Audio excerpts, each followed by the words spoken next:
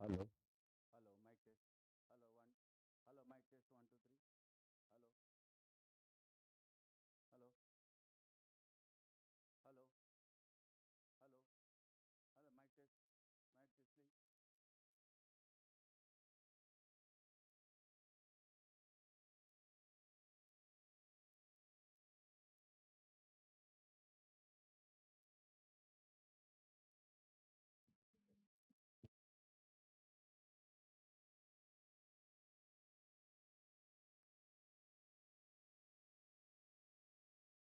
Hello, mic test.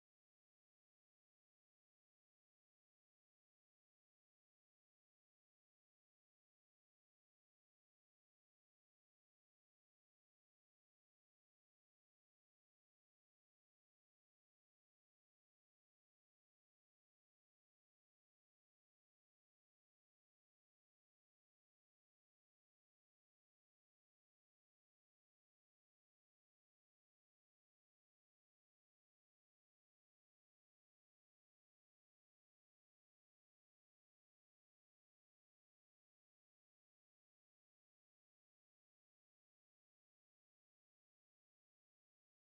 test, please. Hello.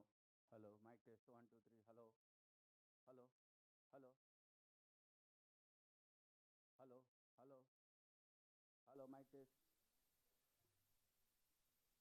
Hello. Hello. Hello. Sinu audio రావట్లేదంటే చూడు live లో.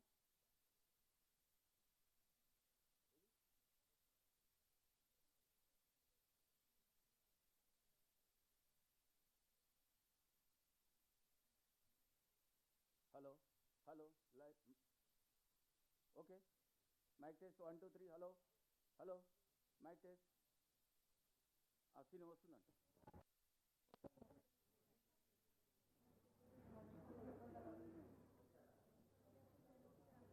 Audio సరిపోతుందా, increase చేయాలా?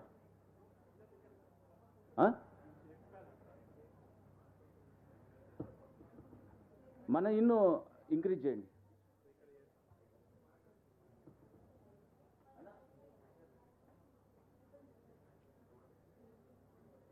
అక్కడ ఆడియో కంట్రోల్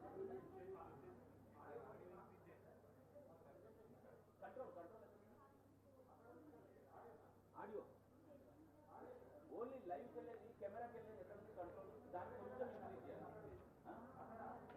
సార్ సార్ వచ్చేసింది.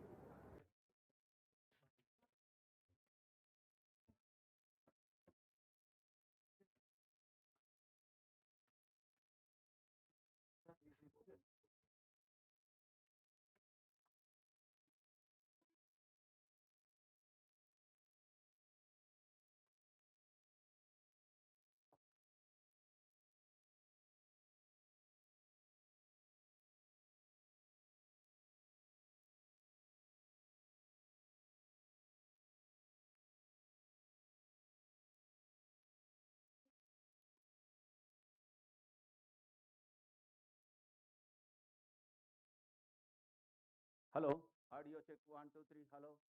Hello. Hello, audio check 1, 2, 3. Audio check 1, 2, 3. Hello. Hello.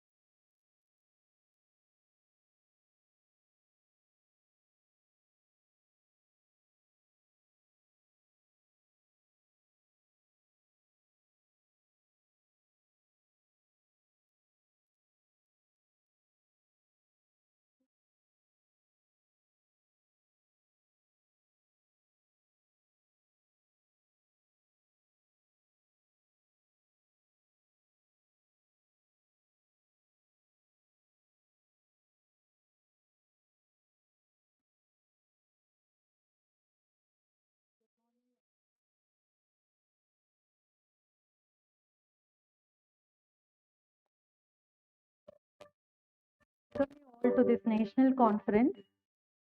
We'll begin the program in a short time.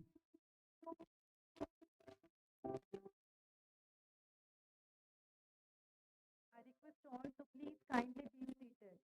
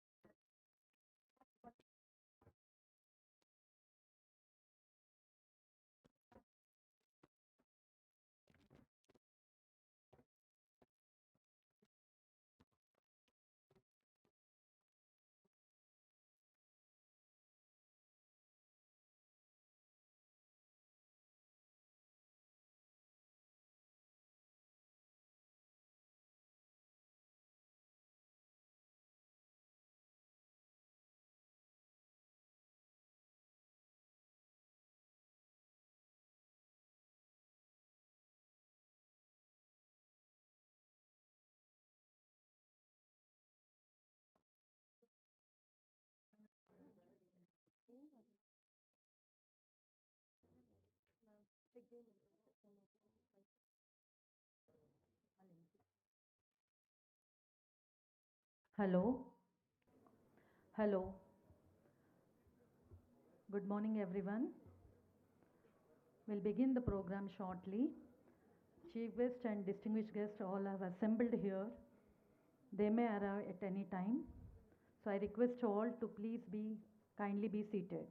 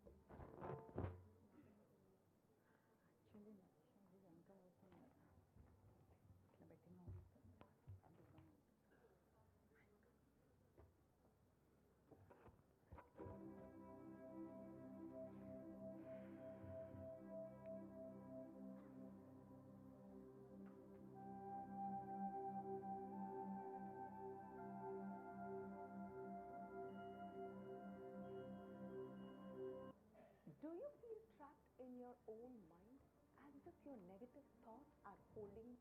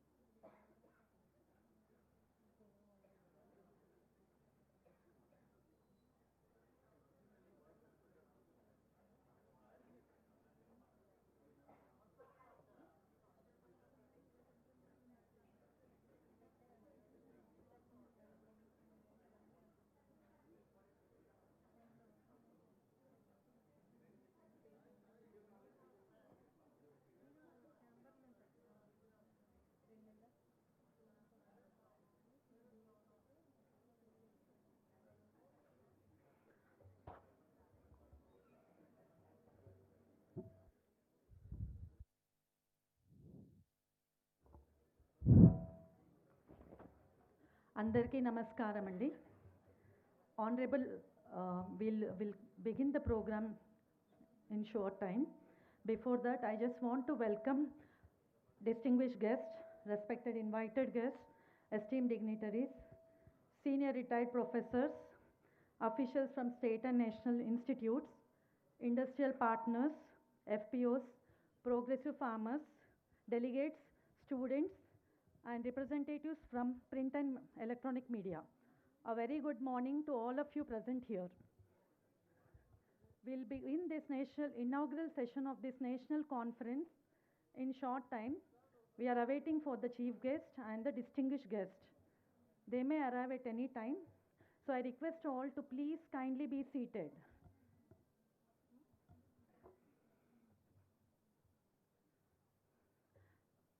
This National Conference on Climate Change and Horticulture Impacts, Adaptation and Mitigation Strategies.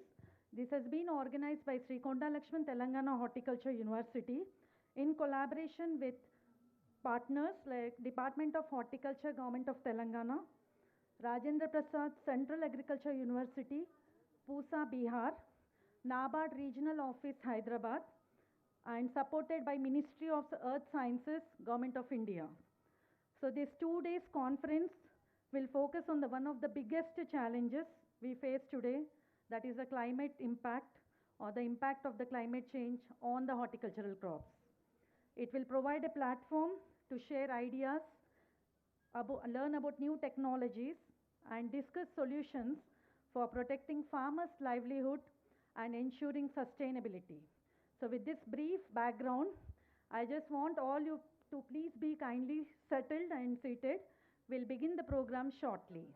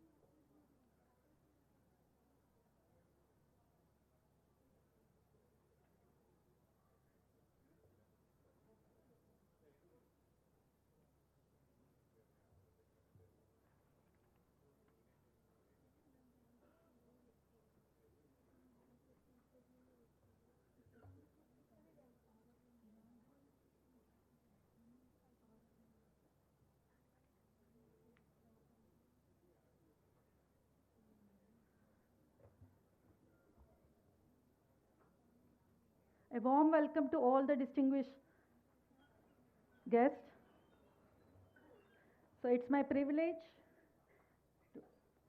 to welcome the president of today's program, Dr. D. Rajireddy Garu, Vice Chancellor of Sri Konda Lakshman Horticulture University, to kindly grace the dais along with the Honorable Chief Guest and distinguished guests and guest of honor. A big round of applause to all the guests and dignitaries who are gracing the dais for this inaugural program. So, with utmost respect, I extend a warm welcome to our Honorable Chief Guest of today's program, Dr. Mrutyunjay Mohapatra Garu, Director General of Meteorology, Indian Meteorological Department, Government of India, please welcome sir to this inaugural program. I also welcome our distinguished guest, Sri M. Raghunandan Rao Garu, IAS, APC and Secretary, Agriculture and Cooperation, Government of Telangana, to this program. It's my privilege to welcome Dr. Pramod Kumar Agarwal ji.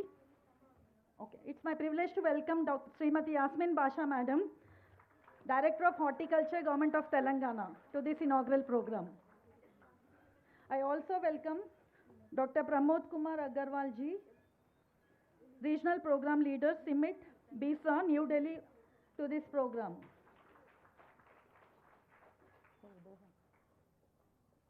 I also welcome Sri B. Uday Bhaskar Garu, Chief General Manager, NABARD Regional Office, Hyderabad, to this program.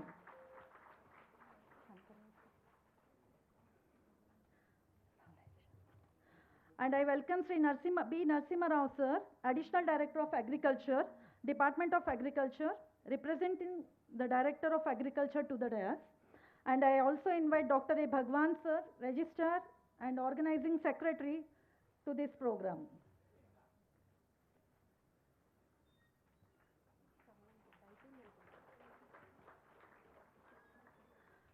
Thank you all dignitaries for gracing this program. Let us now begin the inaugural program with the invocation followed by the university song. I now request Honorable Chief Guest, distinguished guests, and other dignitaries on the dais to kindly grace the lighting of lamp ceremony, symbolizing the knowledge, wisdom, and auspicious inauguration of this ceremony, of this conference. May I request all the dignitaries on the dais to kindly join for the lighting of lamp ceremony, please.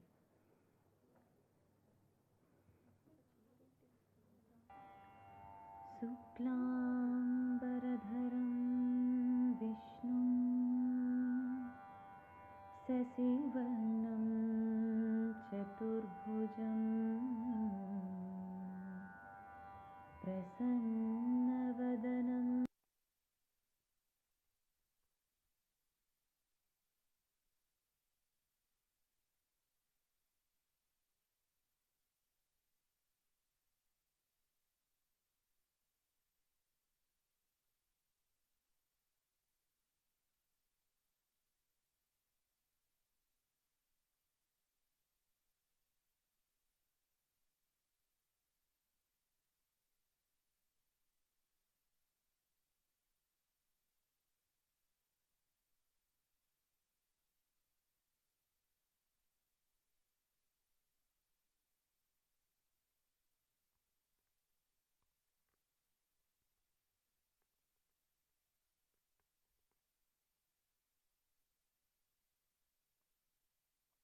కొండా లక్ష్మణ్ తెలంగాణ రాష్ట్ర ఉద్యాన విశ్వవిద్యాలయ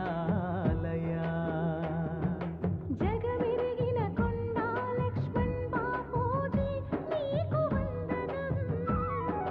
నీ అపార ప్రజా సేవ జ్ఞాపకమే మందిరం.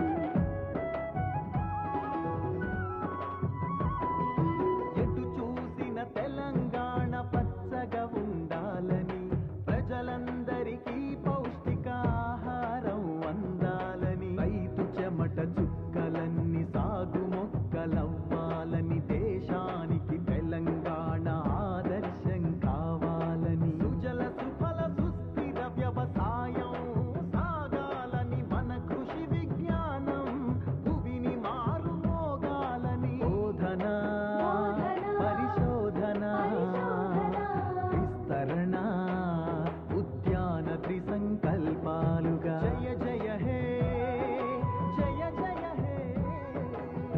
భూతల్లి ఆకుపచ్చ అవనిగవతరించేందుకు విద్యార్థులు తెలంగాణ పుడమి బిడ్డలవ్వాలని, అన్నదాతల సాగున సాలు సాలుకు తోడుగా విత్తనాల నుండి రైతు విత్తం సాధించేదాకా ఎదురయ్యే సమస్యల వలీలగా దాటించేందుకు పరిశోధక సాంకేతిక సైనికులం కావాలని, బోధన పరిశోధన విస్తరణ ఉద్యాన త్రిసంకల్పాలుగా జయ జయ హే జయ జయ హే. Thank you, everyone. I request all to kindly be seated. With this auspicious beginning, we now move ahead with the proceedings of the inaugural session. For this, may I invite Dr. A. Bhagwan, sir, Registrar and Organizing Secretary of this conference, to deliver the welcome address and brief us about the conference. Sir.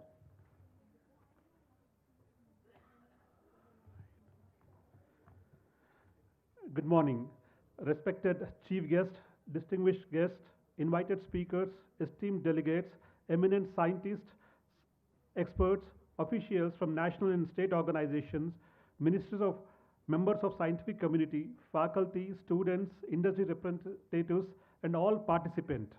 It gives me immense pleasure and pride to extend a warm welcome on behalf of the university and on my own behalf as organizing secretary to the National Conference on Climate Change and Horticulture, Impacts, Adaptations and Mitigation Strategies, which is being held at Sri Kondalakshman Telangana Horticulture University, Mulugu.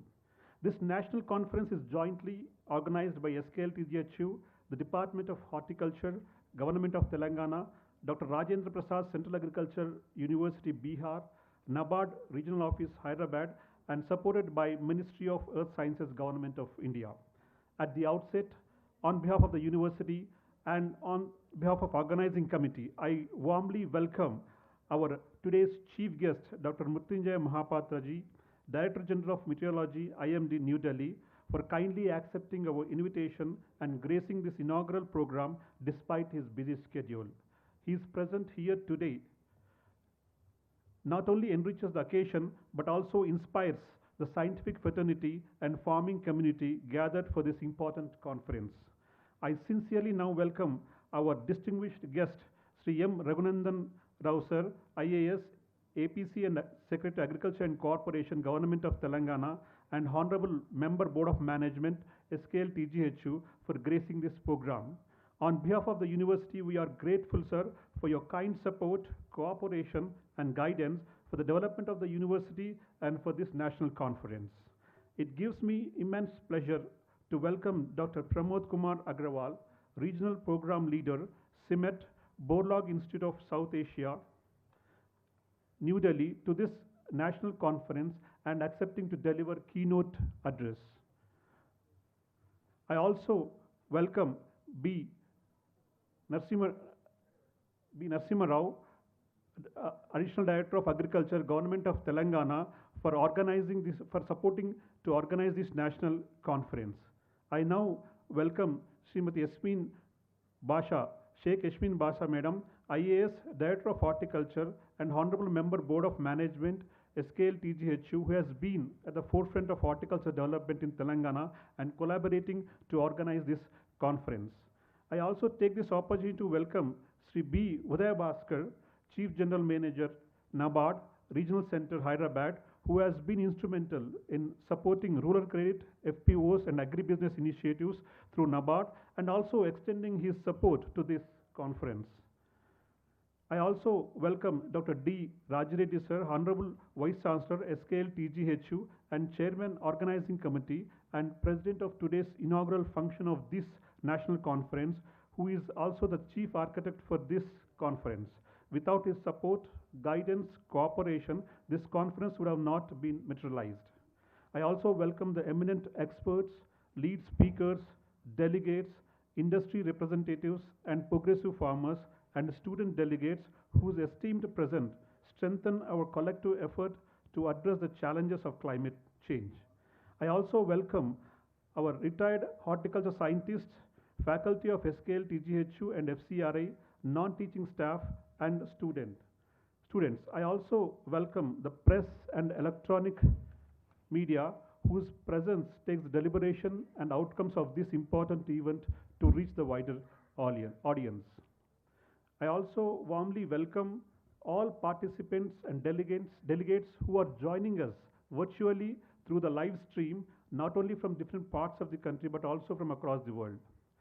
Though various national level conferences were held on climate change and its effects on agriculture, this is the first time that an exclusive conference on climate change in horticulture sector is now being held in Telangana and also from our university.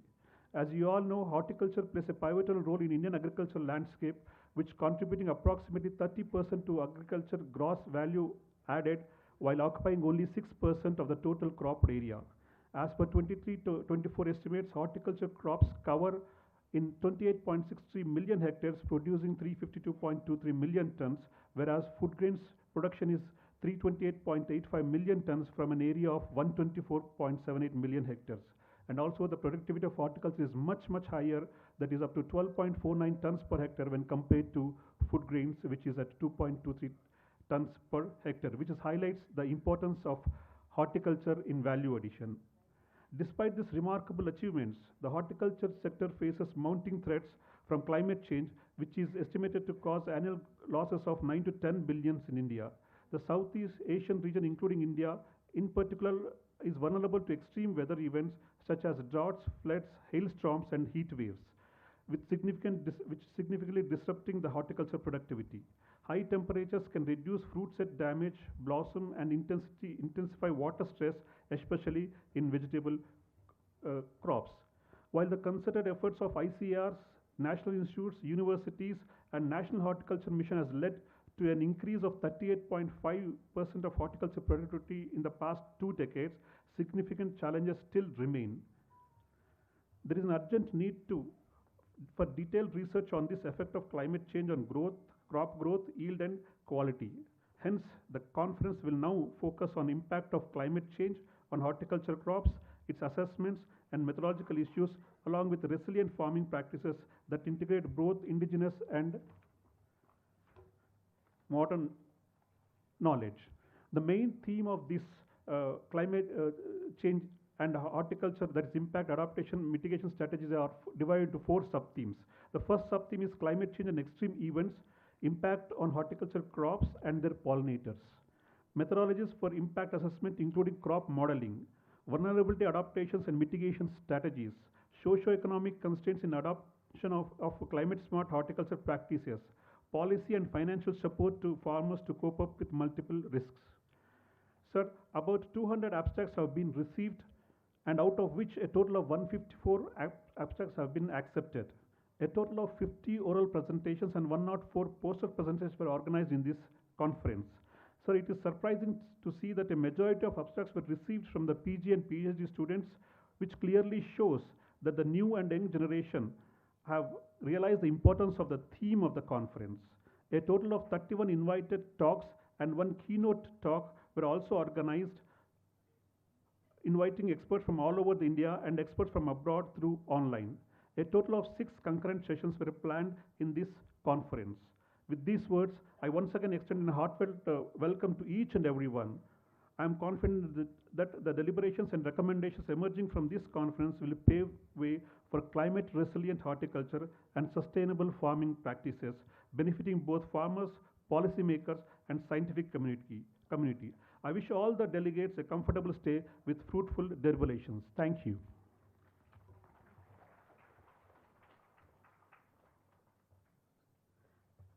I request President of Conference, today's program, Dr. D. Rajireddy sir, to offer his presidential remarks. So good morning to one and all.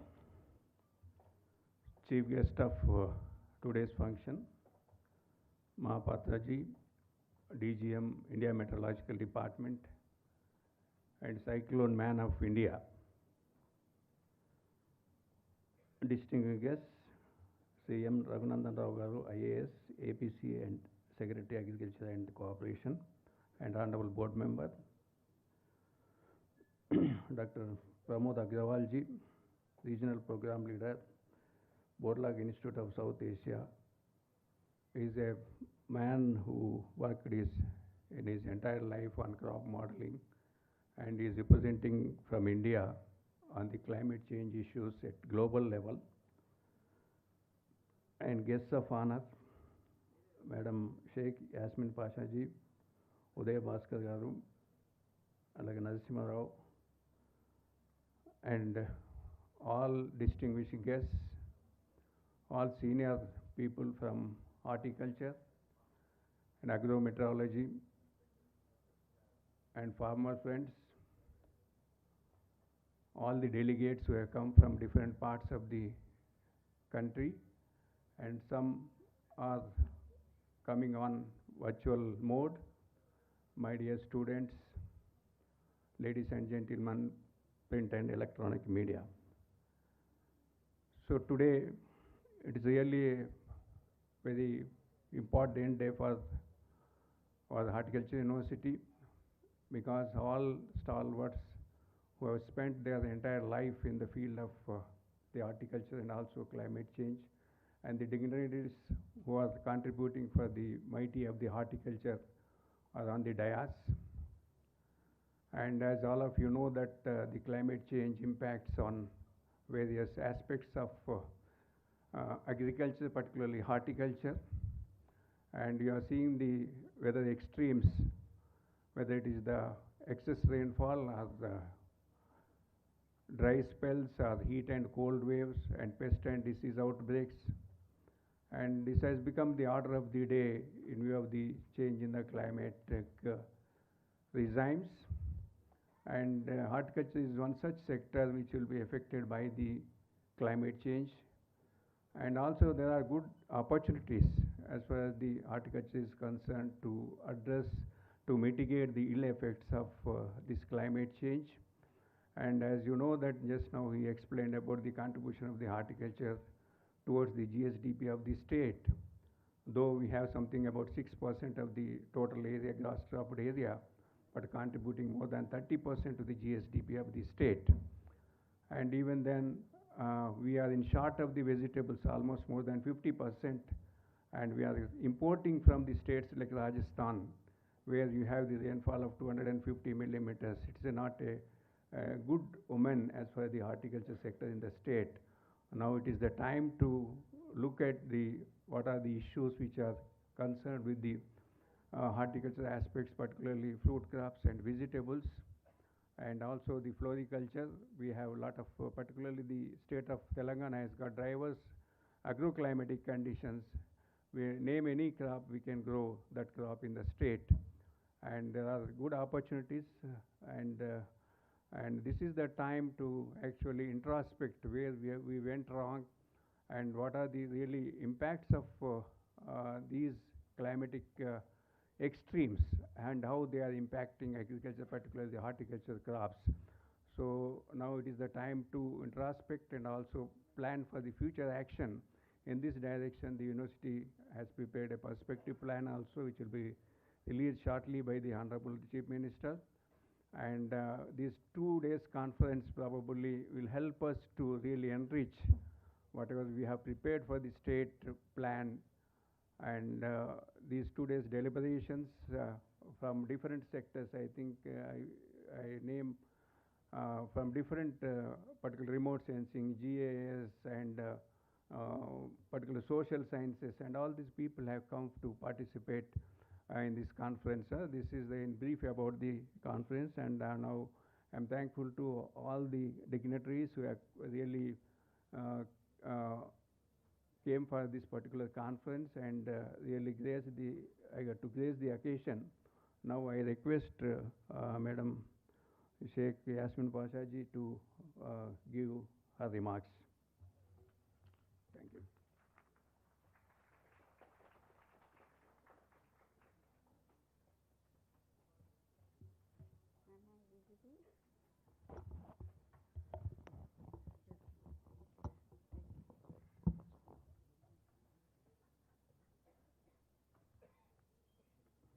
Honorable dignitaries on the dais, off the dais, all the senior scientists across the country, the professors from the universities, the students, I think farmers are also there, and the staff.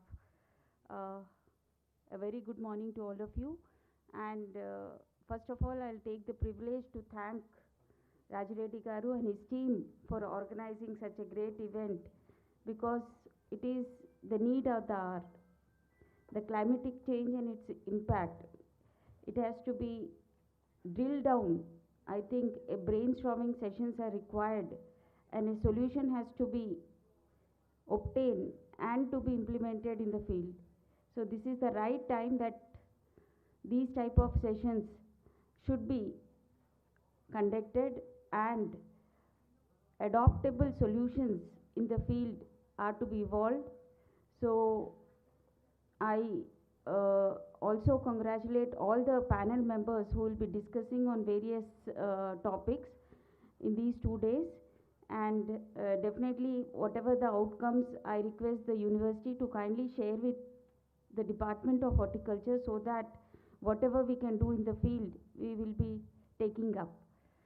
So as Mr. Bhagwan has already briefed regarding the importance of horticulture, if you see, we know that across India, if you see, the total percentage of land which horticulture crops are grown is 18%, but the contribution to our gross value output is almost 33%.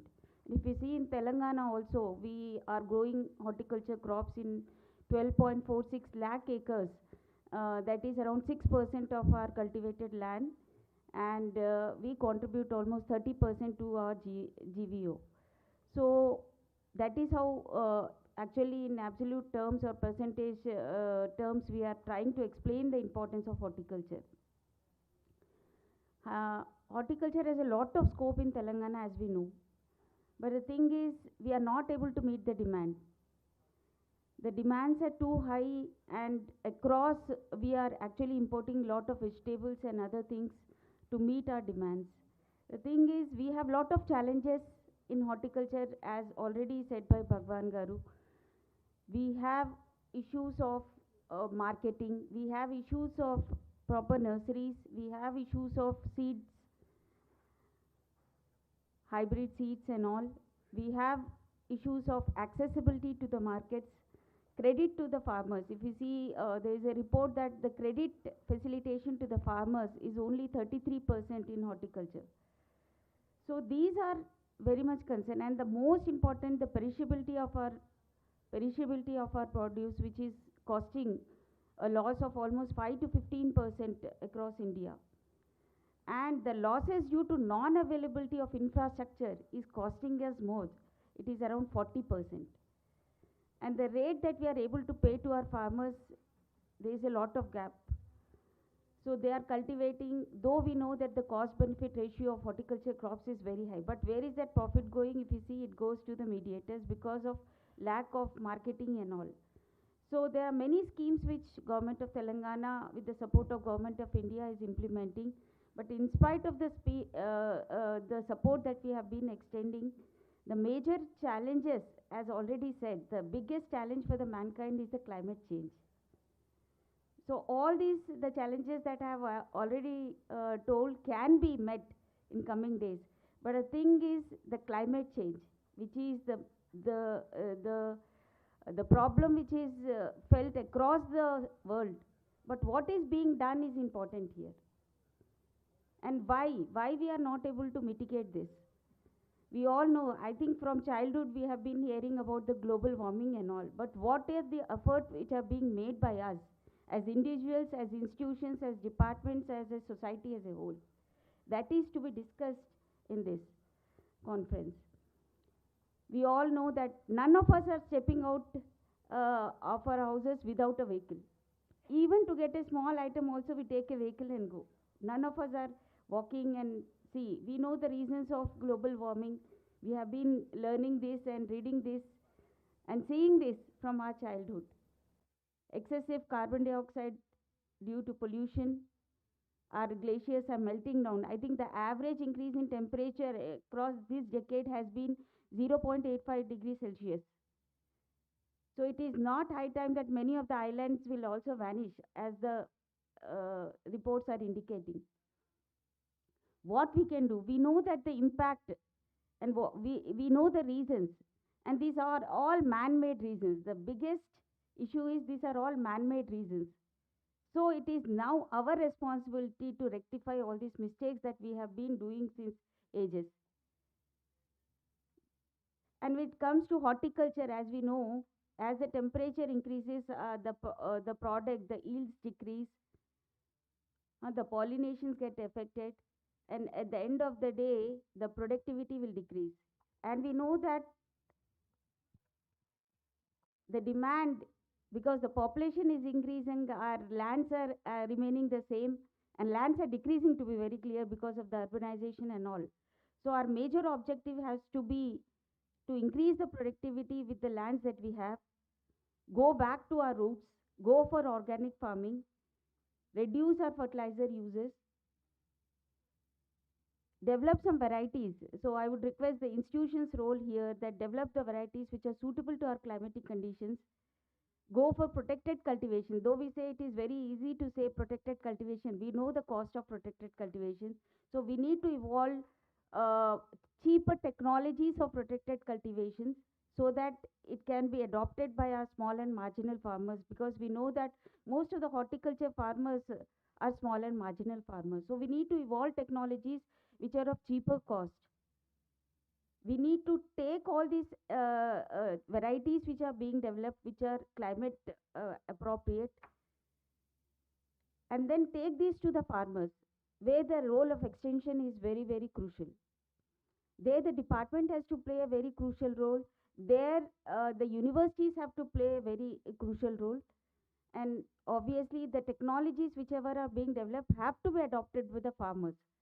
So it has to reach down to the farmers. So that is the biggest challenge for us because of various reasons. But still, in the age of technology, so here comes the role of technology. So role of technology, use of sensing, sensors, and new technologies. So these have to reach out to the farmers.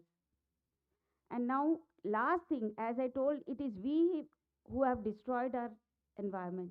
Now it is our role, what we can do. There are many small, small steps that can be taken. Like avoid using vehicles while going out. Avoid using ACs when the temperatures are normal.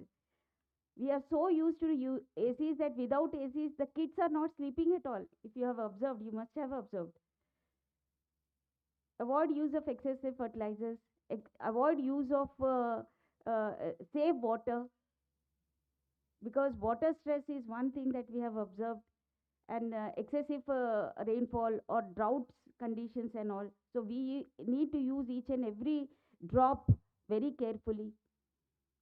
We need to promote drip irrigations and all. For that, required subsidies and have been given, but it has to reach out to every eligible farmer.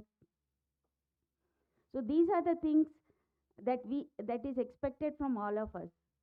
So some solutions, good solutions, replicable solutions, and field oriented solutions to us, so that we can take it forward. And this can happen only together if we work. We as individuals, we as institution, we as a team, definitely with the university support, with all the experts who are available here, with their experience and their research and their solutions, and all the youngsters. We need to teach our young generations, Otherwise, we are making their life hell, knowingly or unknowingly. I would say knowingly only. So we need to teach our future generation on all these things. And I thank the Raji Reddy sir once again and his team for organizing such a great event. And thank you for inviting me and giving me this opportunity. Thank you. Thank you, ma'am, for your insightful and informative message, stressing on the importance of dissemination of technology to the farming community for sustainable horticulture. Thank you so much, ma'am. Now, may I request 3B Uday Bhaskar sir, Chief General Manager, NABARD, Regional Office, Hyderabad, to kindly offer his remarks. Sir.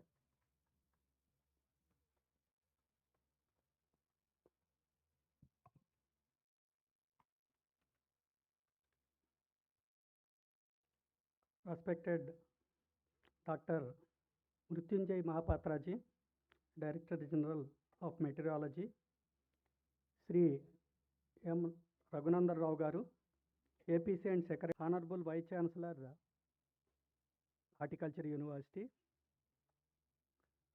Dr. Pramod Kumar Agarwalji, Regional Program Leader, Borlag Institute of South Asia, New Delhi, Srimati Sheikh Ashbin Basha, Director Horticulture, Government of Telangana, Dr. A. Bhagwan Garu, Organizing Secretary and Registrar, Horticulture University, Sri Narasimha Rao Garu, Assistant Director of Agriculture, and all the distinguished faculty members, professors, and esteemed delegates, students, print and electronic media. Good morning to one and all. At the outset, I express my sincere thanks to Dr. Raji Reddy Garu and his team for organizing this national seminar. because it is the need of the day. You know the importance of this effect of climate change, how we have to particularly how it will impact on horticulture sector overall across the country and in particular to Telangana.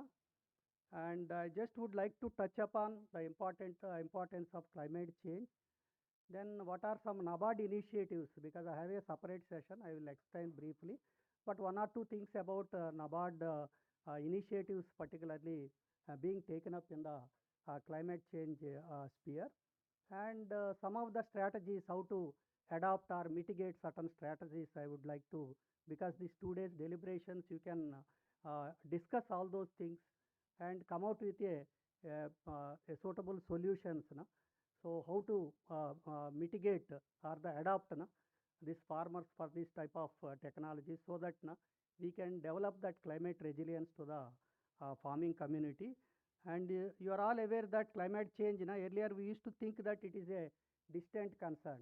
But nowadays, now it is present day, it is reality, and it is affecting the crop production. You know, and last 2 days, even yesterday also, you know that there was no rain, particularly in the month of June, July. Suddenly we started getting more rains in the month of August as well as September itself.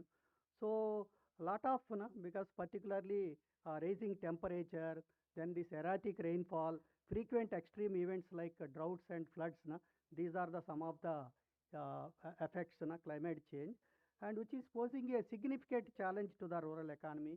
You know, the 70% population is depend on agriculture. Any extreme or climate change events, definitely it will affect the overall crop production. That is the ultimate at the rural community at the field level. Any unpredictable weather events have a direct impact on the crop productivity. Whatever these disruptions, it may lead to different things. It may population may migrate to the urban areas, which may have a lot of pressure, particularly on the social and economic front also. So climate change have a greater impact. Again, if you look into the community, who are the most affected people at the field level is small and marginal farmer is the most affected. Then women, again, they are more vulnerable to this climate change effects. Then other vulnerable groups like SC, ST and other minority communities. They are the people actually at the ground level who have this climate change will have a greater impact on them. So it is our urgent need to enhance this climate resilience through empowering the vulnerable community so that they can withstand and make it more climate resilient in terms of such type of events, and by promoting sustainable livelihood opportunity. And you know that India is one of the, it was already discussed that we have overtaken the food production, particularly horticulture sector, which across fruits and vegetables. We are a global leader contributing more than 350 plus metric tons. But here the importance of horticulture sector, when you speak, they are comparatively, if you compare with the field crops, they are less water incentive crops, all horticulture crops, and they are more climate resilient than the field crop. Then even the productivity part also, just now Ashwin madam has touched upon. Even though area is 6 or 9%, it is contributing to the 30% of the gross value of the year, particularly Telangana with reference Telangana. So it is horticulture crops, they are more climate resistant, and productivity is also compared to food grains, and it is also contribute to the higher value. So impact, anyhow 2 days you are going to deliberate upon the impact of that. But I'll just touch upon one or two important NABARD initiatives, policy level initiatives. And you are all aware that NABARD is an apex development financial institution. We are pursuing the path of sustainable rural prosperity through triple bottom line approach. Even though NABARD is a bank developmental financial institution, we follow triple bottom line approach. One is people who are at the lower pyramid, who will be having the greater impact of climate change, that is people, then the planet, that is all the protecting environment. Third one is incidental, that is profit for our NABARD. This is what we are practicing last 4 decades.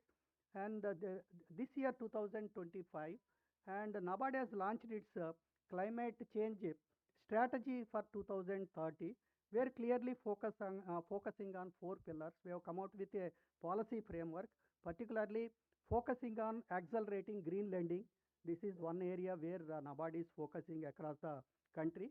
Then the market development, maybe in terms of voluntary carbon markets. Then internal green transformation within our bank itself, our NABARD itself, whatever our assets are there, to what extent they are green, and we are tagging those assets so that we are directly going to the market for the green financing. That is for raising resources.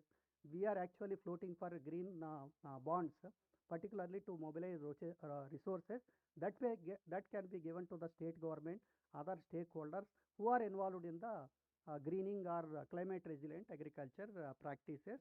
And the fourth pillar is the strategic resource mobilization. That just now I said that we are also mobilizing resources by way of green funds so that we can finance to the other stakeholders, including startups, state government, particularly towards the climate related thing. Here one point I would like to touch upon, important policy. And NABARD is taking various initiatives through both our international as well as national funds. You are all aware that NABARD is a national implementing entity for total three funds are there. One is a national fund. We call it as National Adaptation Fund for Climate Change, where NABARD is also national implementing agency. And we have NAFC, UNFCCC one adaptation fund is there. We call it as Adaptation Fund Board. So that is also actually helping NABARD because by implementing this climate change project. Third one, we are also direct access entity for the Green Climate Fund. The first out of these three, NAFCC fund as well as adaptation, they are mainly focusing on the supporting particularly projects relating to adaptation, whereas Green Climate Fund, it is mainly focusing on both adaptation, but main focus is on the mitigation aspects. And NABARD, we are into the policy apart from other policy initiative. We are also taking up, we have already recently signed an MOU with Ministry of Agriculture and Farmer Welfare for particularly to support the implementation of particularly a framework for voluntary carbon markets, VCM, that is what we signed an MOU. We have also signed an MOU with the Dairy Development Board to promote sustainable and inclusive dairy sector. And I would like to, particularly with reference to Telangana, we are implementing several flagship programs in Telangana. Particularly the entire focus is on sustainable livelihood, where we want to develop that the communities, particularly climate resilience is the focus of all our projects. We started with implementing watershed development here. So we have around more than 290 projects have been implemented in Telangana alone itself.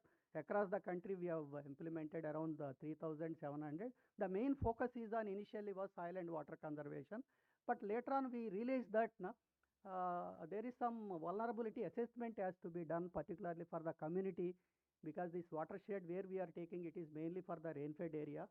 So subsequently, all watersheds, we started implementing climate proofing in all our soil and water conservation projects.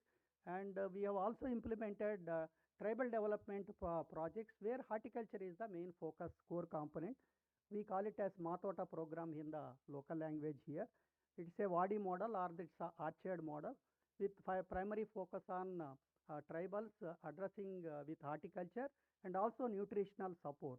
So that is the another important program of NABARD which is being implemented in Telangana.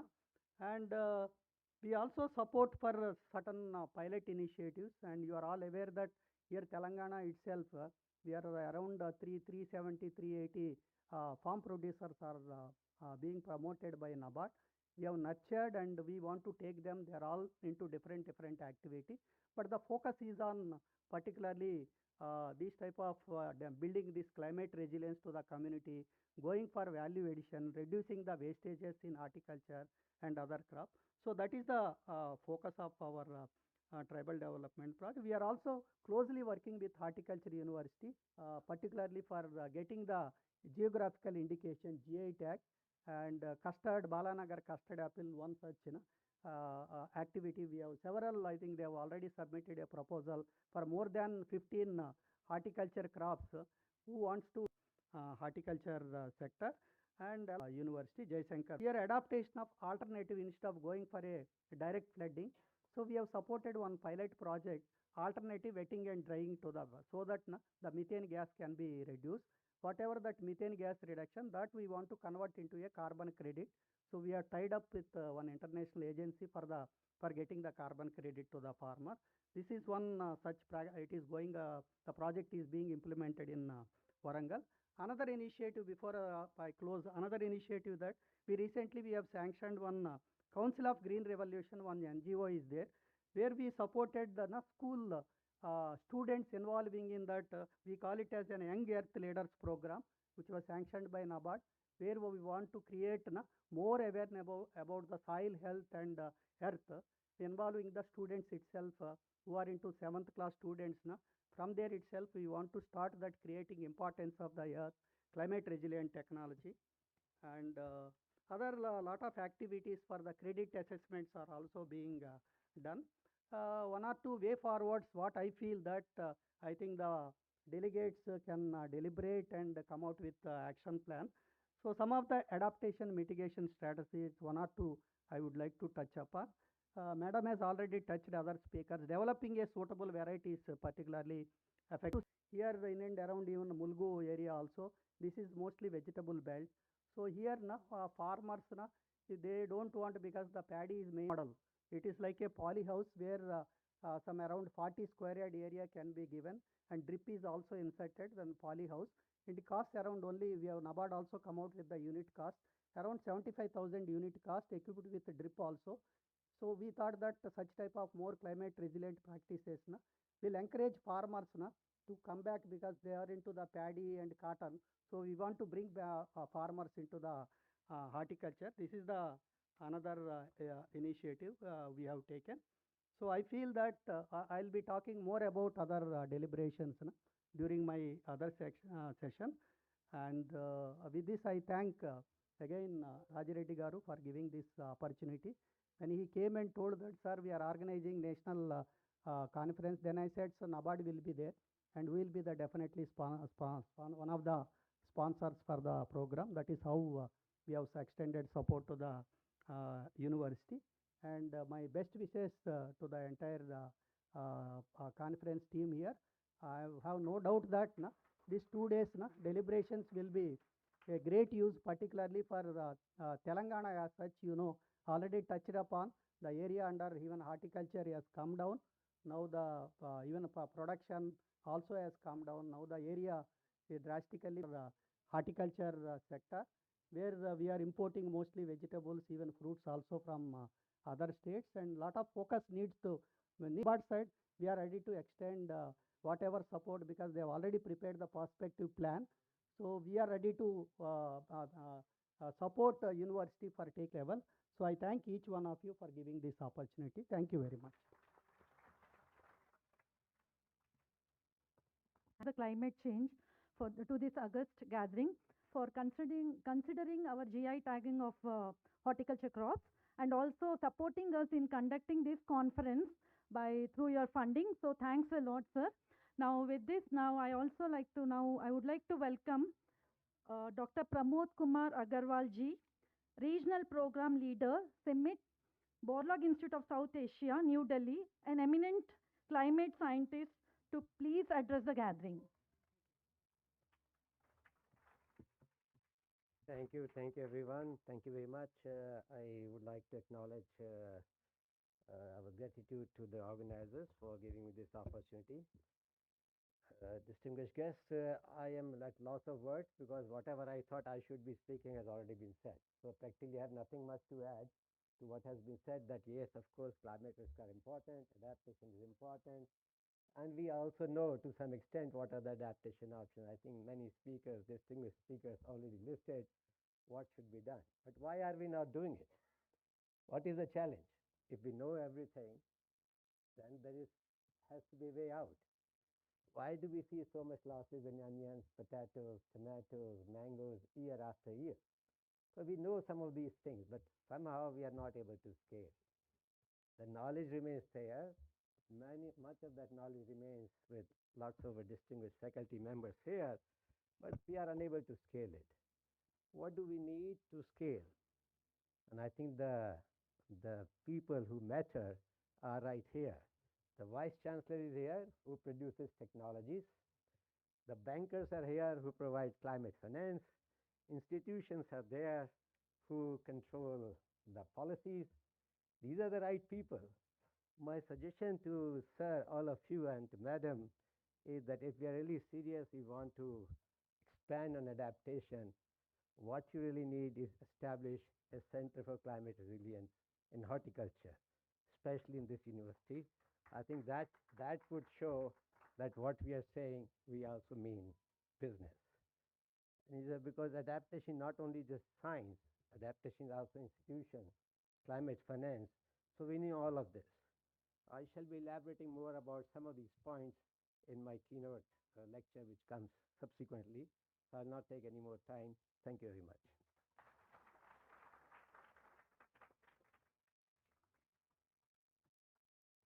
Thank you, sir, for sharing your valuable insights and stressing on climate resilient horticulture. Now, thank you.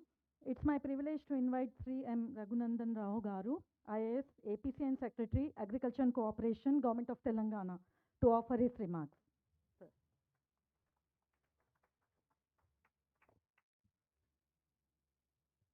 Good morning to all of you. Respected Dr. Mrityunjay Mahapatra ji, Director General of Meteorology, IMD, New Delhi.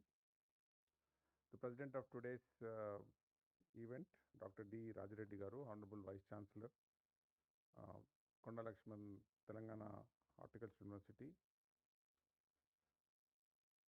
Dr. Pramod Kumar Agarwal, Regional Manager, CIMET and BISA, New Delhi. Dr. Uday Bhaskar Garu, CGM NABARD. My colleague Yashwin Basa Garu, Mr. Bhagwan Garu, Registrar, and I see a lot of distinguished participants, all of you. Srimati Nirja Prabhakar Garu is there, Dr. Mathur is there. We also see Dr. Nagaratna, Dr. Srinivas. So I can see that there is a collection of the best minds in the country for this very important conference on climate change and horticulture. I think the speakers before me have highlighted the challenges that we face and also what we need to do to overcome these challenges. I would just like to look at this challenge in a slightly different context. When we are trying to build a developed country like Viksit Bharat by 2047, what you notice is that more than 1/3 of our children under 5 are malnourished. More than 50% of our women in the reproductive age group in India today are anemic. And the primary reason for this is that over the last several years, we have focused on food security. So we have produced a lot of cereals and energy-giving foods like rice, wheat, but we have not done adequately on providing nutrition security. And nutrition security, which actually requires us to consume roughly 400 grams of vegetables and fruits, we could not produce, and nor did our systems and our policies did not support that kind of intervention, because we were trying to handle the population which was increasing rapidly. Now as our disposable incomes increase and our food plate is now filled with multiple colors of fruits, vegetables, and getting replaced by other energy foods, we have this very important challenge of climate change. At a time when our women and children are able to afford better quality food, more eggs, more fruits, more vegetables in their diet, the accessibility is getting reduced because of the challenges of climate change. And I think this that is why I think the topic which has been chosen for this national conference is very topical, because it provides input into what we need to do to take care of our essential human resource, which are children and women.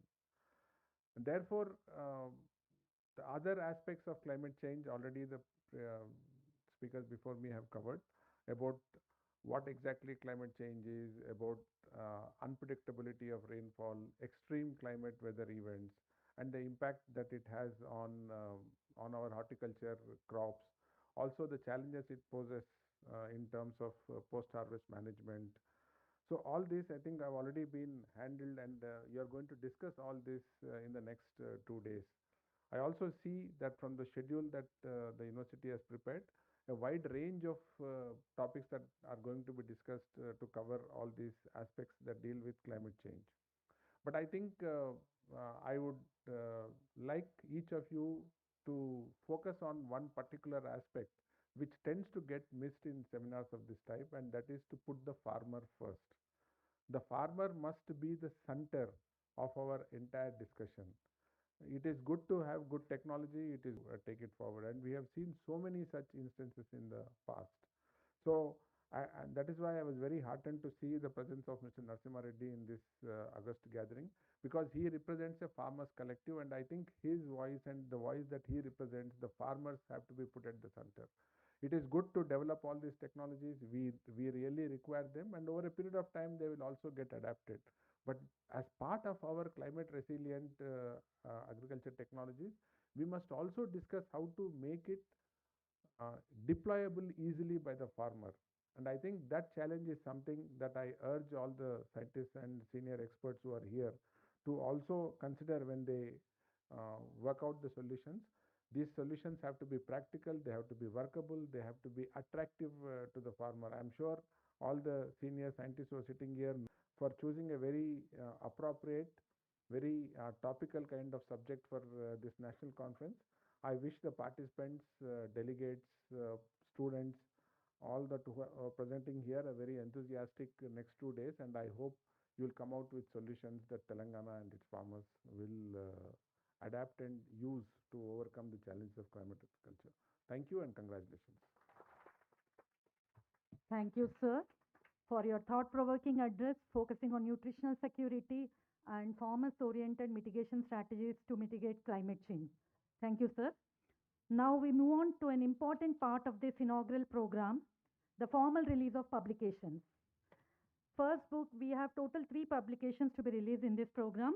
First publication to be released is a textbook of, may I request the chief guests and dignitaries on the dais to kindly release these publications. First publication to be released is a textbook on introductory agricultural meteorology, authored by Dr. Sundar Singh sir, Dr. V.M. Rao and Professor B.V. Ramana Rao sir. So we sincerely thank authors and Professor B.V. Ramana Rao sir, former project coordinator, agrometeorology, CRIDA, for generously gifting these books to our university library. A big round of applause to them. Right. The next publication, I request Professor B.V. Ramana Rao sir to please join the stage. Thank you, sir.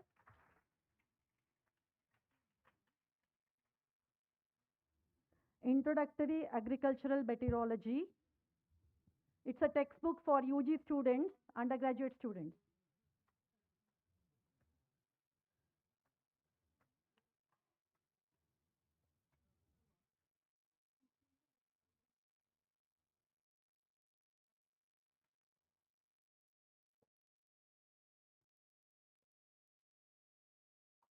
A big round of applause to B.V. Ramana Rao sir, as well as the dignitaries.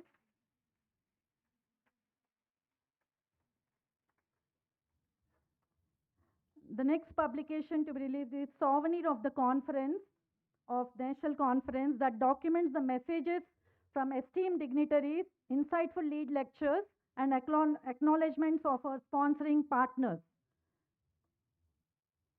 I request dignitaries to please do the honor.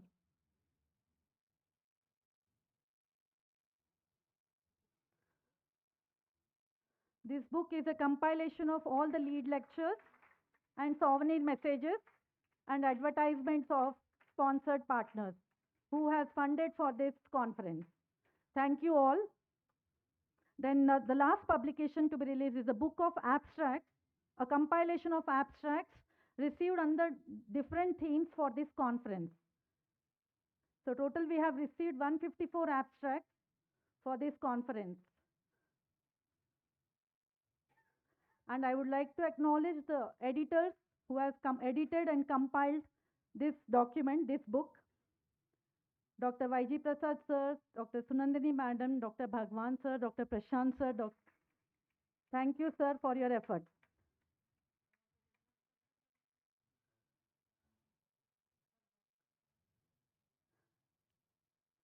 Thank you, dignitaries.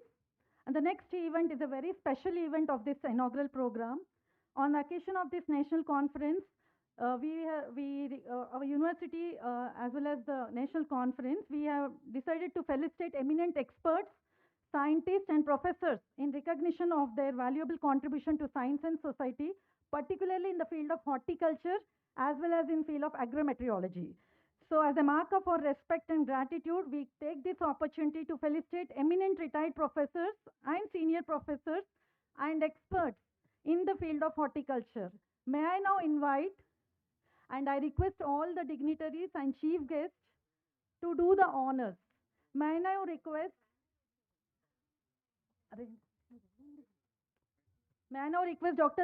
our Guru, Dr. Y.N. Reddy sir, to please come onto the dais. A big round of applause to please.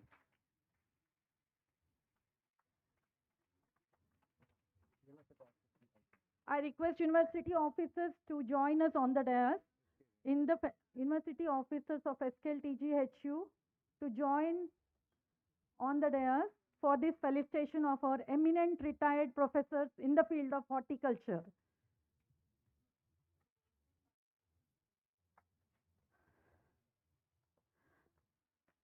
Dr. Y.N. Reddy sir, a distinguished academician known for his valuable contributions in the field of horticulture, especially in education and research. So we are happy to felicitate sir on this occasion. A big round of applause to sir, please.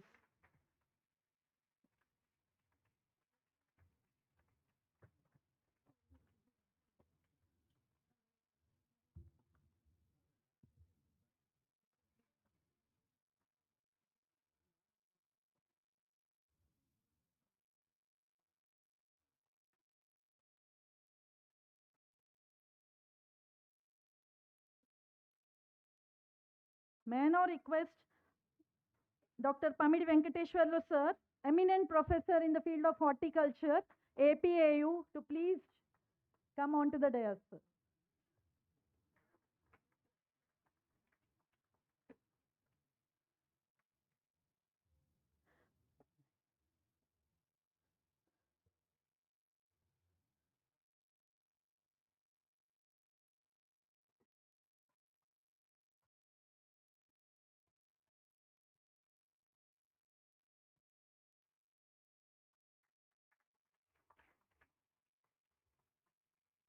Pamidi Venkateshwarlu sir, an eminent professor in the field of horticulture, APAU. Thank you, sir. Now may I request Dr. S. Amarendra Reddy sir, our teacher, beloved teacher, a distinguished professor in the field of horticulture, to please kindly join us on the stage.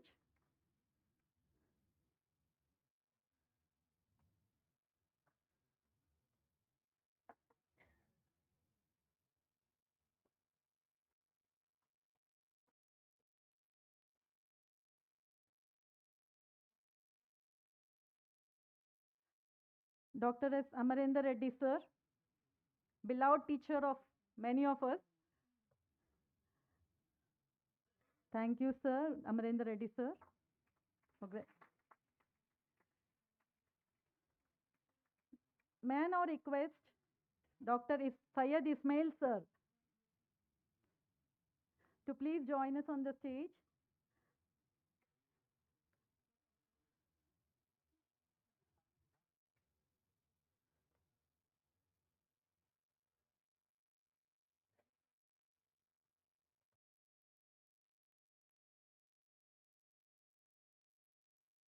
Dr. Syed Ismail sir, professor in the field of horticulture, and I was retired as Associate Dean from College of Horticulture, Mojalla.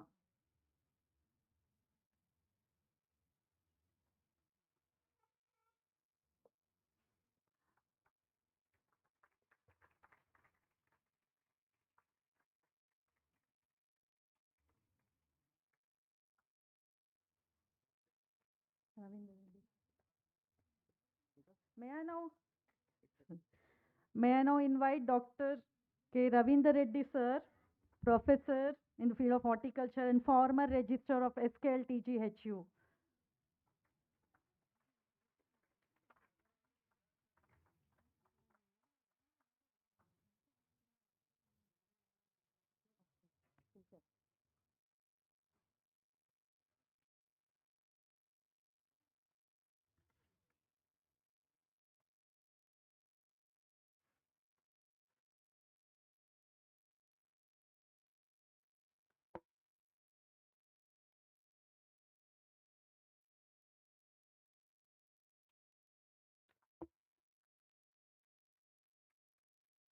May I now request Dr. A. Manohar Rao sir, professor horticulture.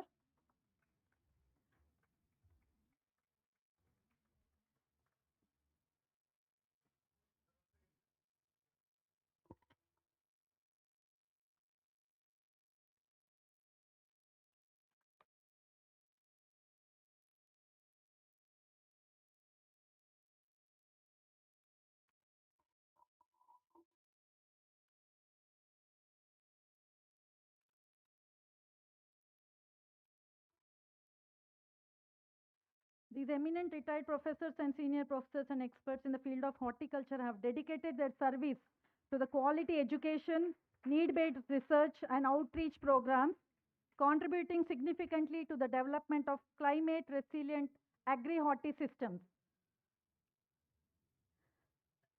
I also take privilege to welcome eminent experts in the field of agriculture and meteorology who have immensely contributed to the development of education, research, extension, agro-met advisory services, remote sensing and climate resilience in the agri-horti systems. May I now invite Professor B.V. Ramana Rao sir onto the dais. Former project coordinator, agriculture meteorology, CREDA.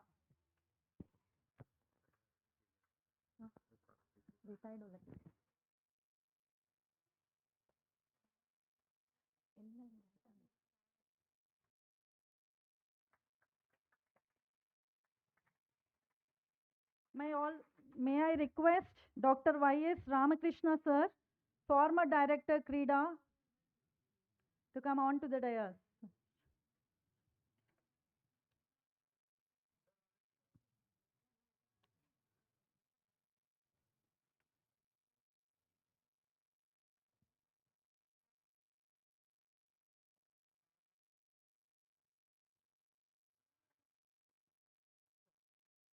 Dr. Y.S. Ramakrishna sir,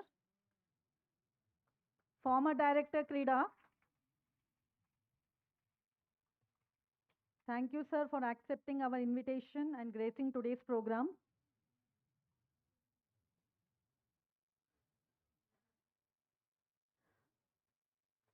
May I invite the next eminent professor, Dr. V.U.M. Rao sir, former project coordinator.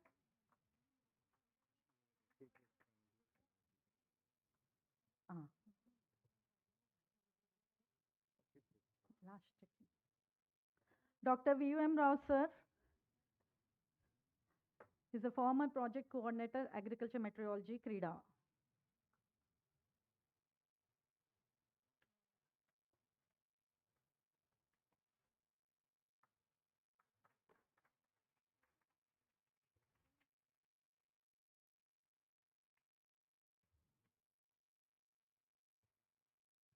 May I now request Dr. N.V.K.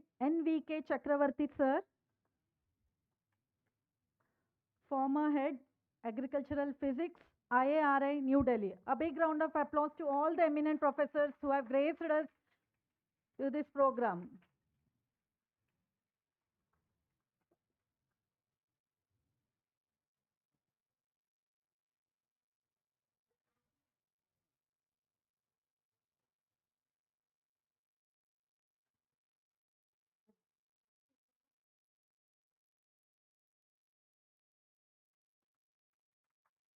May I now request Dr. K.K. Singh sir, former Additional Director General of Meteorology, IMD, New Delhi.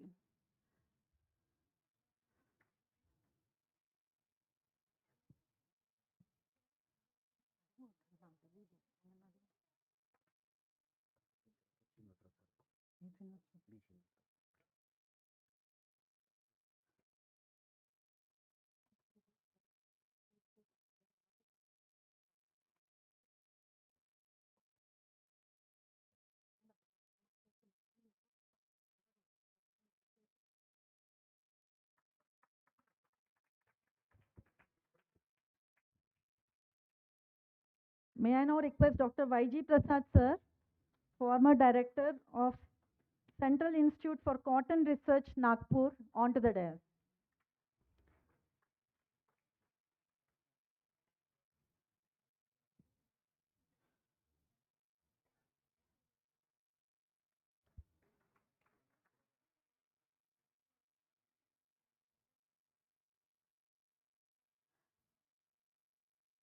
May I now request Dr. B. Srinivas Rao, sir, Professor, Horticulture, to please come onto the dais.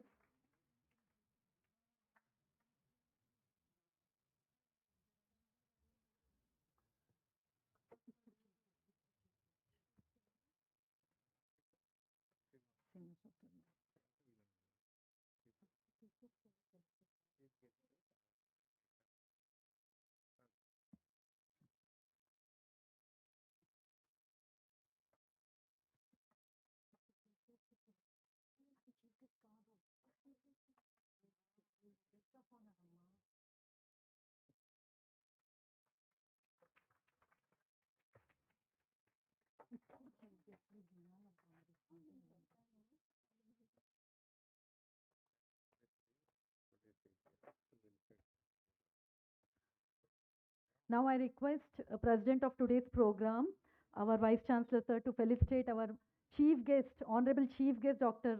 Mrityunjay Mohapatra ji. A big round of applause to all, to sir.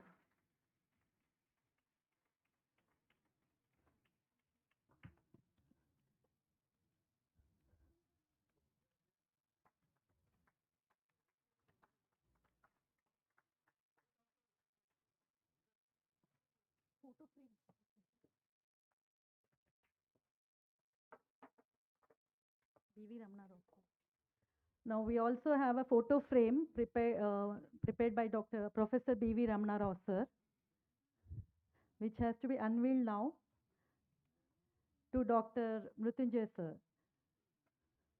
A photo frame gifted by Professor B.V. Ramana Rao, sir, to the Chief Guest, Honorable Chief Guest.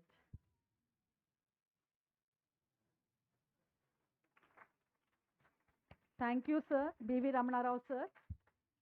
He has written a poem on this. We'll be playing in the tea break. We'll be displaying that in the tea break.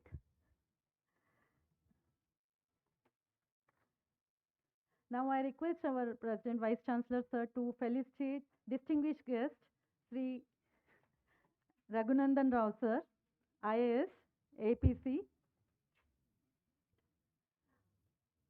for accepting our invitation and gracing today's program. A big round of applause, please.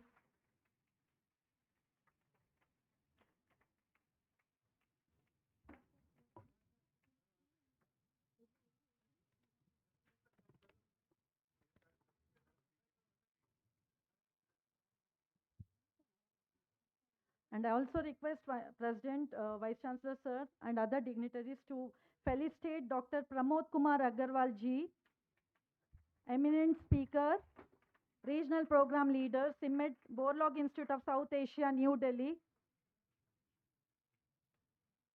And sir is also going to deliver a keynote lecture on this in this conference after the tea break. And also request President of this function program to felicitate Srimati Sheikh Yasmin Madam, Director of Horticulture, for gracing today's program.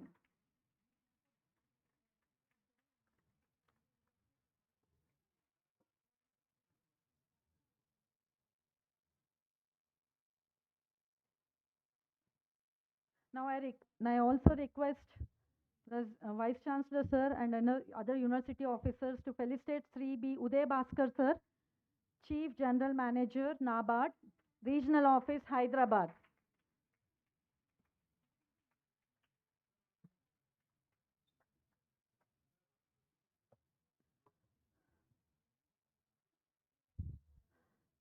and also request our dignitaries to felicitate Sri B. Narasimha Rao sir, Additional Director of Agriculture, representing Director of Agriculture, Government of Telangana.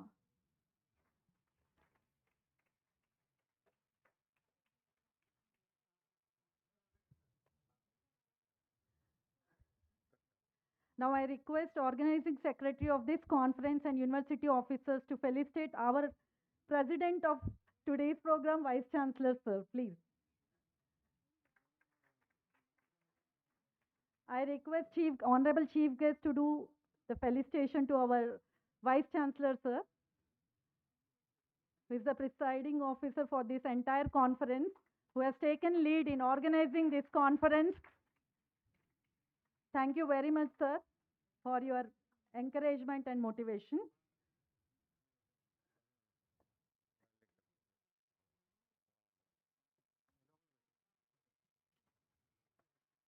Now I request dignitaries to kindly be seated. Now we have a most important talk by our Honorable Chief Guest, Dr. Mrityunjay Mohapatra ji, Director General of Meteorology, IMD New Delhi, and the third Vice President of World Meteorological Organization, and he is commonly known and is popularly known as Cyclone Man of India. A big round of applause to Chief Guest for gracing this today's program and for his valuable message, addressing the message. Thank you, sir. We welcome.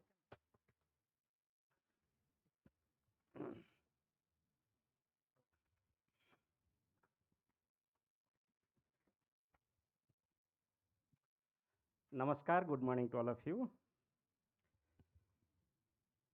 Honorable Vice Chancellor of Sri Konda Lakshman Telangana Horticulture University, Hyderabad, Dr. D. Raji Reddy, respected M. Raghunandan Rao, IAS, APC and Secretary Agriculture and Cooperation, Government of Telangana, Dr. Pramod Kumar Agrawal, Regional Program Leader, CIMET, Warlock Institute of South Asia, New Delhi, Madam Sheikh Yasmin Wasa, IAS, Director Horticulture, Government of Telangana, Sri Uday Bhaskar, Chief General Manager, NABARD Regional Office, Hyderabad, Dr. Narasimha Rao, Dr. A. Bhagwan, Organizing Secretary and Registrar, SKLTGHU, the galaxy of stalwarts present in this auspicious occasion of the inauguration of National Conference, distinguished invitees, distinguished faculty members, deans, professors, students, researchers, ladies and gentlemen. At the outset, I congratulate Honorable Vice Chancellor Dr. Raja Reddy Saab and the entire team of Sri Konda Lakshman Telangana Horticulture University for organizing such a grand conference on climate change and horticulture, impacts, adaptation, and mitigation strategies. As all of the speakers, especially Agricultural Protection Commissioner and Secretary Agriculture has emphasized, this topic is contemporary, this is need of the hour, and addresses all the aspects of the climate change and horticulture. I also express my deep gratitude to Professor Raj Reddy Saab and the team for inviting me to this occasion and giving an opportunity to learn something about the horticulture, the impact of climate change, and the steps being taken in the state and in the country to mitigate the adverse impacts of the climate change. When I talk of climate change, it is a household name at present, you can say. Everybody starting with a poor farmer or the fisherman, to a street vendor, to the policymakers like secretaries or our political leaders, including Honorable Prime Minister, are well aware and they all realize the impact of the climate change. The climate is changing, climate has changed in the past, and climate also will change in the future. But the fact is that the climate is changing because of the man-made activities since the Industrial Revolution, which started in 1850, and it has accelerated since 1970s or 80s. It is seen that globally and also in our country and in different states also there is the impact of the climate change. The climate change is a global phenomena, but the impact is a local phenomena. Each and every farmer, each and every street vendor is also experiencing the impact of climate change. And all of us know that the frequency, duration, intensity of various extreme weather events are also increasing. And as a result, it is impacting not only the people, the stakeholders, the socio-economic conditions of our country, but also posing a threat to India Meteorological Department and many other early warning agencies. Because of the climate change, predictability is decreasing. See, if someone is able to predict heavy rainfall 3 days in advance, now because of the climate change, it is able to predict only 1.5 days in advance. But despite that, if you look at the progress of the forecasting, you will find that in the last 10 years, there has been about 40 to 50% improvement in forecasting accuracy.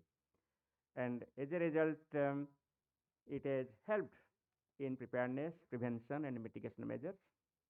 And all of us know and realize that how the death has reduced due to cyclones, due to heat waves, due to cold waves, due to thunderstorms, and heavy rainfall. But still there are certain challenges, for example, lightning deaths, or challenges due to the squalls, hailstorms, etc. And that needs to be addressed. So when we talk about the adaptations, I say that it is a demand supply chain. Because of the socio-economic conditions, the demand has increased for quality food. Earlier there was demand for food only because we are lacking in food supply. We did not have the nutritious food. And as Secretary Agriculture mentioned, that still also there are many people who are malnutritious, and there are many women especially who are anemic, and that poses a threat how to improve our food quality, even though now we have got the food surplus country. At the same time, politically, as a country, there has been the clarion call by the Honorable Prime Minister and others that we should diverge into the main staple food towards the food which is required for our body, which is we will reduce the fats. And that means we have to improve our intake about the vitamins, minerals, and others instead of consuming high caloric food. So at that time, actually, it was the need to have the high calorie food.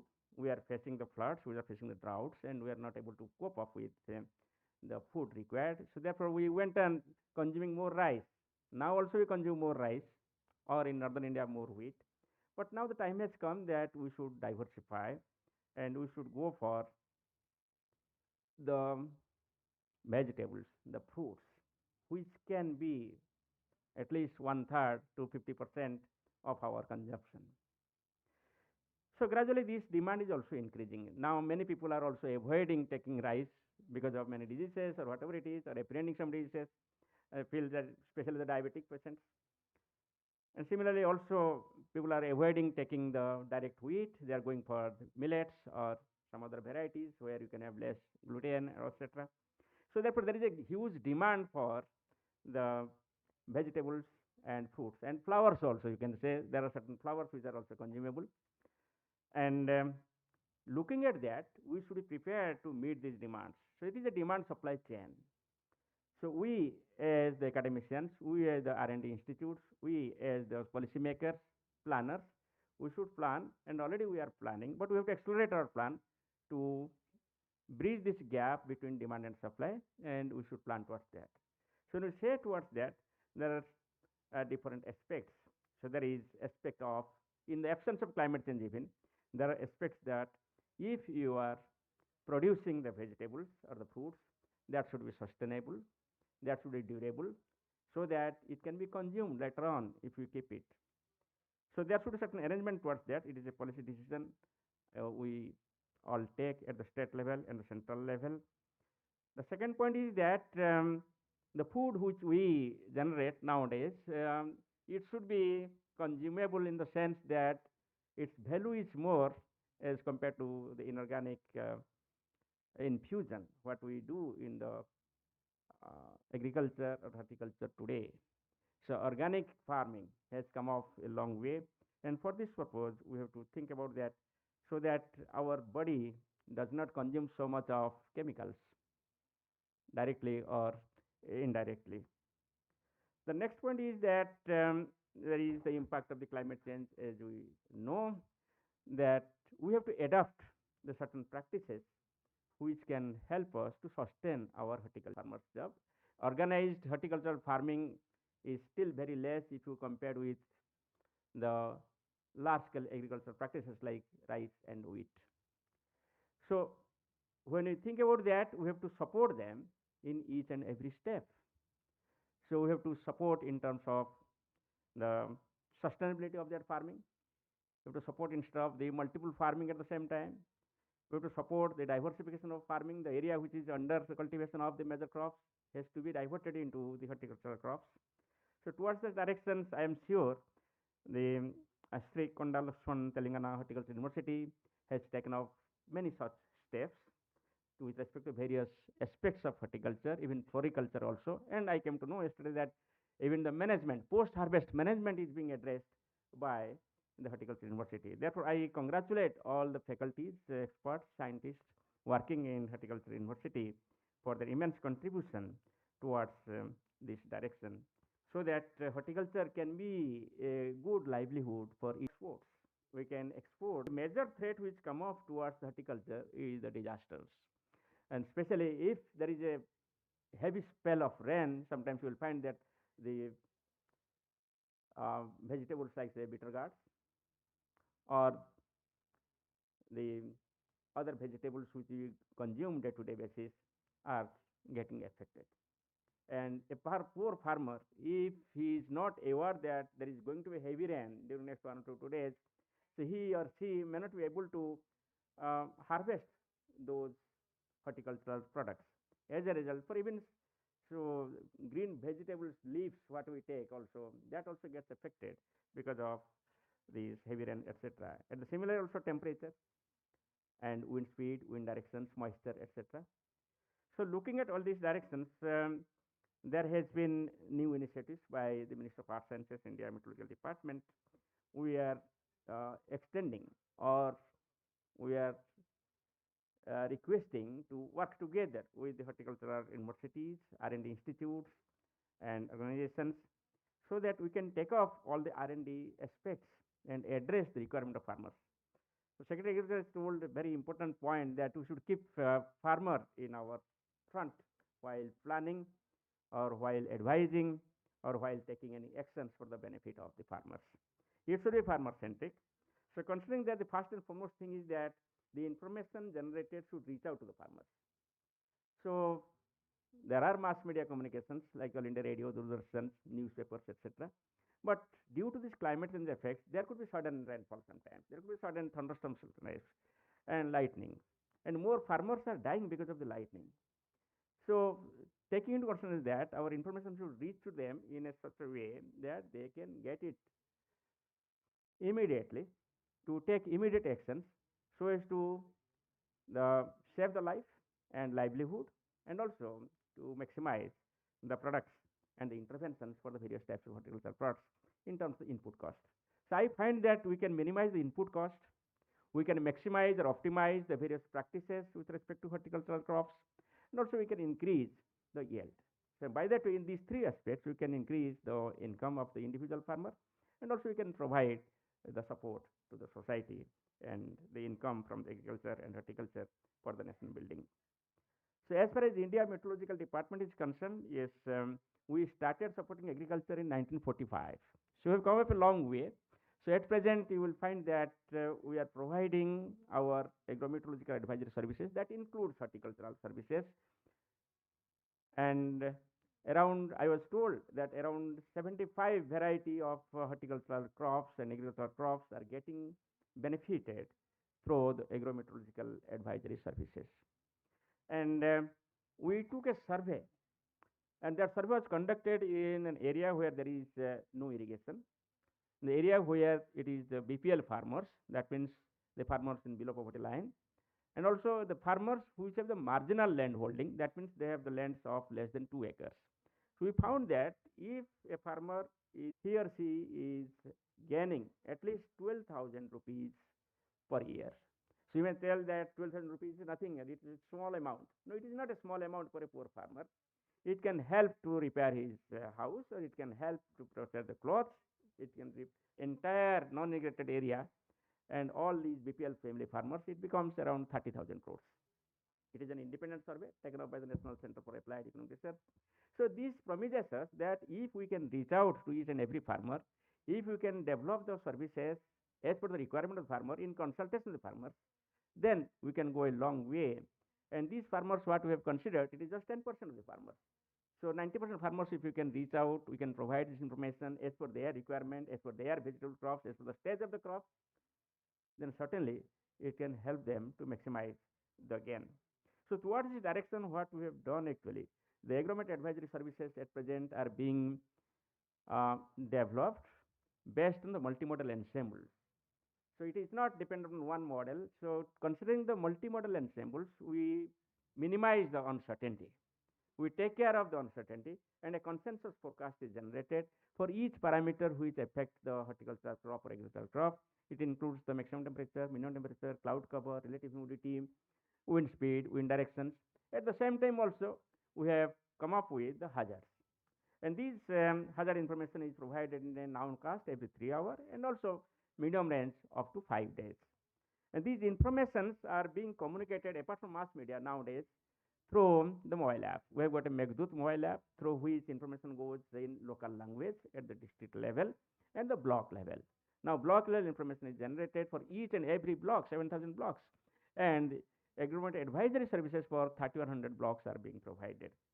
And recently in 2024, we have gone for Panchayat Mosam Seva, where for every Panchayat, information is being generated. And for this purpose, we have gone with the collaboration with all horticultural and agricultural institutes, and also state and agriculture department, central agriculture department, state agriculture university, central agriculture universities, and in consultation, CREDA has also played a role. In consultation, we prepare all these informations on daily basis. So in addition to that, what we have done actually to improve our extension, we have requested each state, and I will tell you Telangana state also is active in those directions, and through state mobile app, the information generated by IMD is also being provided to the farmers. Not only that, now what we have done actually, we have gone for Kisan Suvidha or many other mobile apps through which also information is being provided. Another novel idea we have done, that keeping a target that at least 5 farmers in a village should be connected directly with IMD. You may say, why directly with IMD? Because there are certain phenomena like lightning, thunderstorms, or hailstorms, or heavy rainfall, which can occur immediately, and information should go directly. If you go via media, sometimes after the event only information will reach the person. So we have generated WhatsApp groups, and you will be happy to know that through these WhatsApp groups, we are reaching out almost 6,200 blocks at present. And in each block, the villages are being connected. So we believe that through WhatsApp group, if we can connect 5 villagers, then through gossiping and through whispering, through meeting in the market, in the village, all people will come to know about that. So this is being provided in local language, and English and Hindi, that is common, okay. But local language is very important, so we are taking into consideration towards that directions. So while going for further improvement in these directions, so what we feel that to meet the emerging challenges of the climate um, change and adaptation measures and mitigation measures. So we have to move towards resilience, a resilient society, a resilient farming, a resilient farmer. So with the help of the uh, weather and climate information, this is called as the climate smart agriculture. So objective is that farmers should be weather ready and a farmer should be climate smart. And this cannot be done by IMD alone. So those who are present here, the stalwart of experts, with their able guidance, with the leadership of the state and the center, we can work together to meet these challenges. The most important challenge is that when we move towards the next 10 years, the active heavy rainfall events or thunderstorm events, it will be more localized. The localized weather events is a great challenge which we are meeting at present, which will also meet in future. And for this, what should we do? We have to improve our observational system in a localized manner so that we can have observation as many places as possible. Also, we have to utilize the radar systems and satellite systems, which can provide certain areas where we cannot afford to have the observational systems. So therefore, what we are doing actually, we have taken off a mission Mausam, which is planned for next 2 to 3 years. In this mission Mausam, we will have every panchayat, along with the wind system, which is being taken up by the Ministry of Agriculture, every panchayat will have at least one automated weather station or one automated rain gauges. And we will have satellites. We have got 3 satellites now, inside 3 series. Now we will go inside 4 series of satellites. We have got 40 radars and we'll go for 126 radars. Objective is that radar should be redundant, so that, because radar, why I'm putting up the stress, because radar has the resolution of 350 meters. Every 350 meters hydrometeor or any particle can be detected. Whereas in satellite, it is every 4 kilometers. So therefore, if I want to give a localized forecast for Mulugu, I cannot utilize the satellite.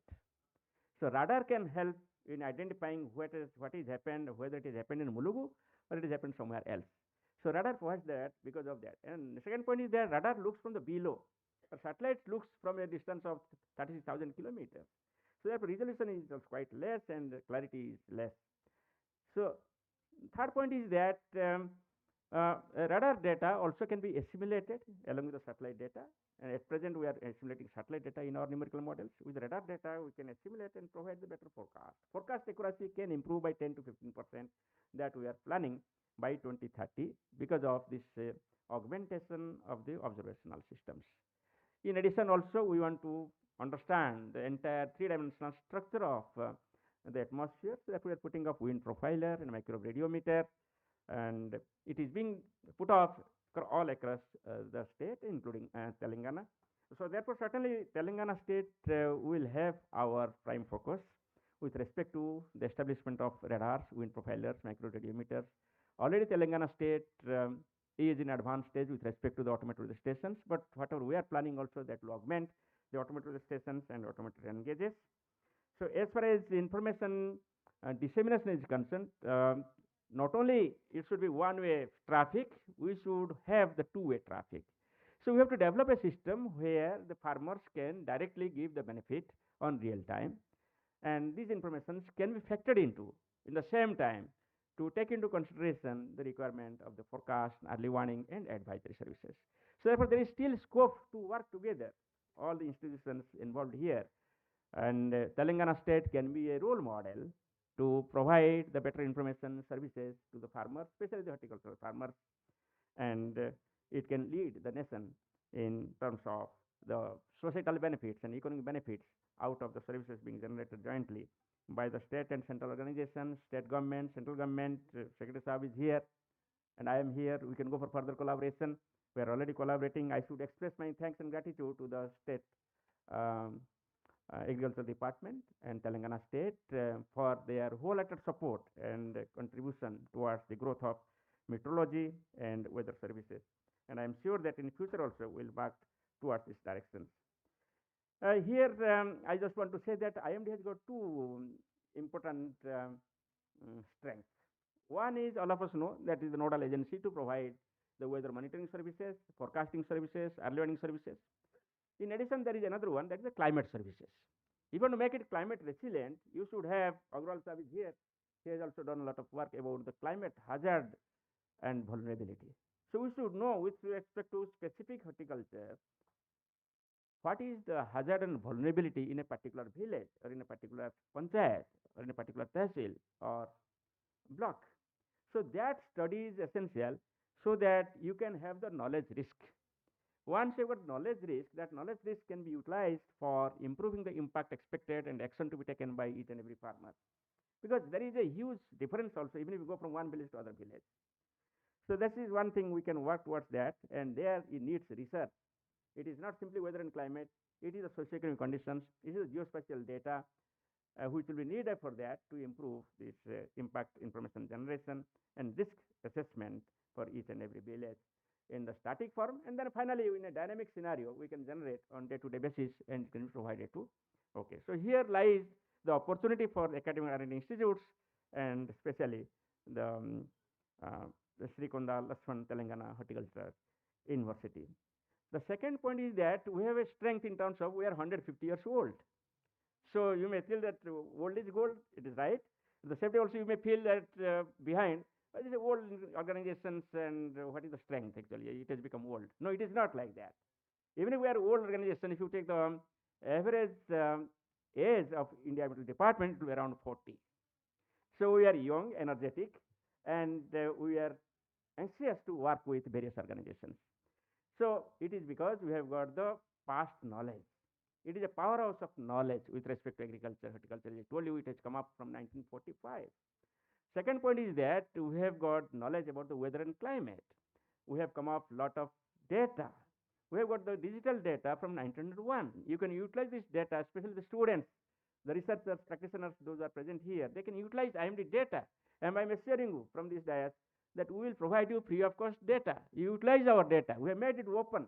You can go to climate data portal, you can get the data. You can go to our IMD website, you can get the data.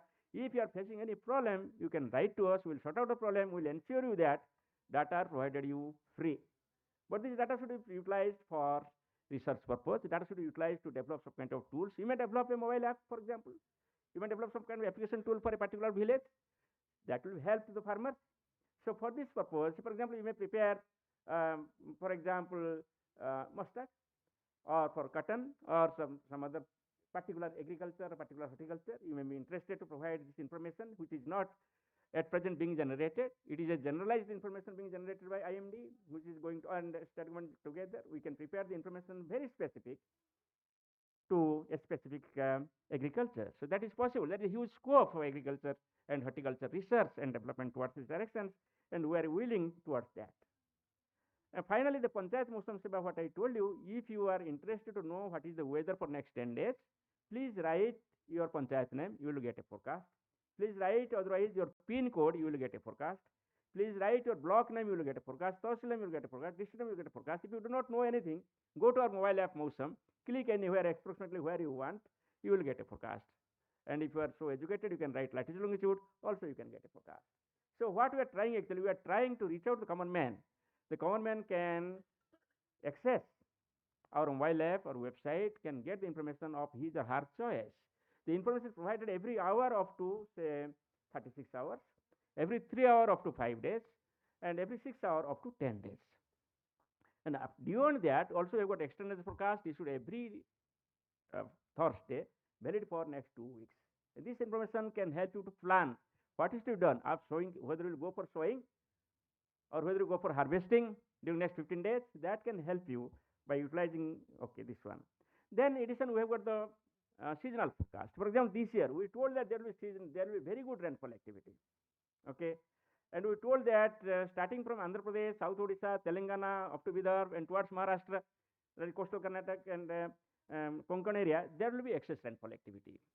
And there could be therefore flooding, heavy rainfall, township also can. So this information is being provided 4 months in advance, in 15th of April, which was adopted again in 26th of May. And following that, for every month we gave the forecast. So what a farmer can do? A farmer forecast is not being issued 4 weeks in advance, but we are giving a generalized forecast. एक message जा रहा है farmer के लिए, इस बार अच्छा बारिश होगा. So this message helped, and our Secretary Agriculture there, 27 lakh hectares more sowing has been done this year. and Secretary Agriculture, Secretary uh, um, Fertilizer, and all concerned at the central level and also at the state level, they have taken action to adapt these expected rainfall so that we can minimize the losses and maximize the gain. And that is possible. I'll tell you, I can say that this year we'll have good growth. But at the same time, when you got a good monsoon year, you will have the disasters like say floods, droughts, etc. Certain area, say northeast, we told that it will be deficient rainfall. There is a deficient rainfall. We told excess rainfall in most parts, except some parts of South Peninsula, that has happened. So now we have to utilize this information. Now should have the strength. So what action you can take? You can take early warning action within 5 days only, but you can take anticipatory actions 4 months in advance. Similarly, we have got another information like climate change, that the days of onset is changing. Say for example, Telangana, there is a slight delay in onset of monsoon. It is not coming in the same day when it was coming earlier. Of course, South Kerala, South Tamil Nadu, and that dates are remaining same. But if you got little more Telangana, or if you go to North Andhra Pradesh, or if you go, there is a slight delay. So we should adapt that practice. Delay, if occurs, what is our approach towards sowing, vegetation, and harvesting, etc. At the same time, whatever you have done, if you cannot manage the harvest, then also it goes waste. So therefore, during harvest also, all the weather information which is being generated, that should be utilized, apart from other aspects like the storing and the capacity building of the farmer and the society, so that no loss is there with respect to these horticultural crop products and agricultural products.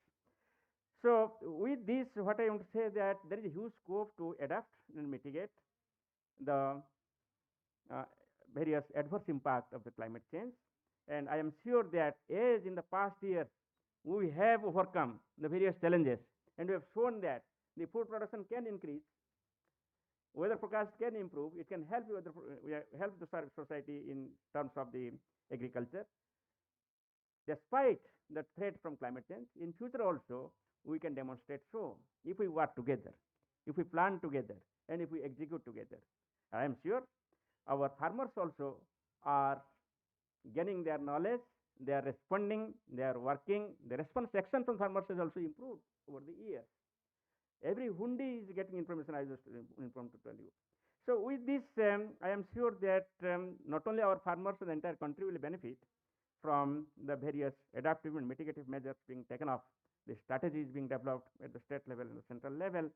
And this conference which we are being organized today will certainly help to brainstorm among us the various aspects, the gap areas, and the future plans which have developed so far, what improvement is required towards this direction, so that we can maximize our thought towards the horticultural crops and hence help the farmers.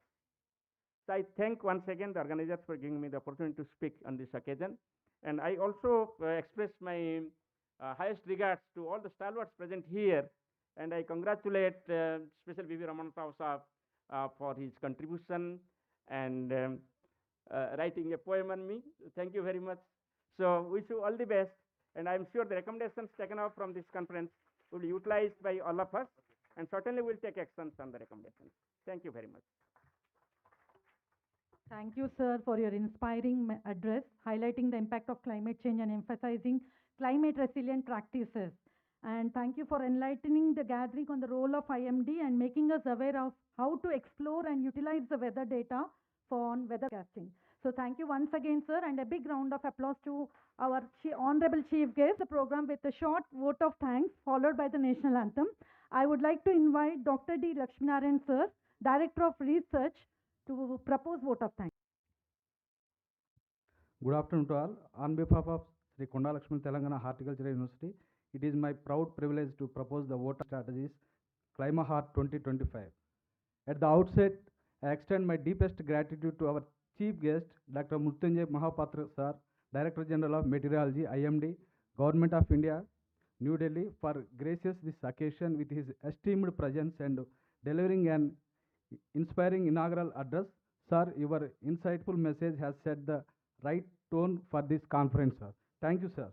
I sincerely thank our distinguished guest, Sri M. Raghunandan Rao Garu, IAS, AP Senate Secretary, Agriculture and Cooperation, Government of Telangana, and Dr. Pramod Kumar Agarwal, Regional Program Leader, CIMIT, Borlag Institute of South Asia, New Delhi, for their valuable perspectives and guidance. Thank you, sir. I place on record my heartfelt thanks to the guest of honors, Srimad Sheikh Ashmin Basha, IAS Director of Horticulture, Government of Telangana, Sri B. Uday Bhaskar Garu, Chief General Manager, NABARD, Regional Office, Hyderabad, Sri B. Narsimharao, Additional Director of Agriculture. Thank you all, sir.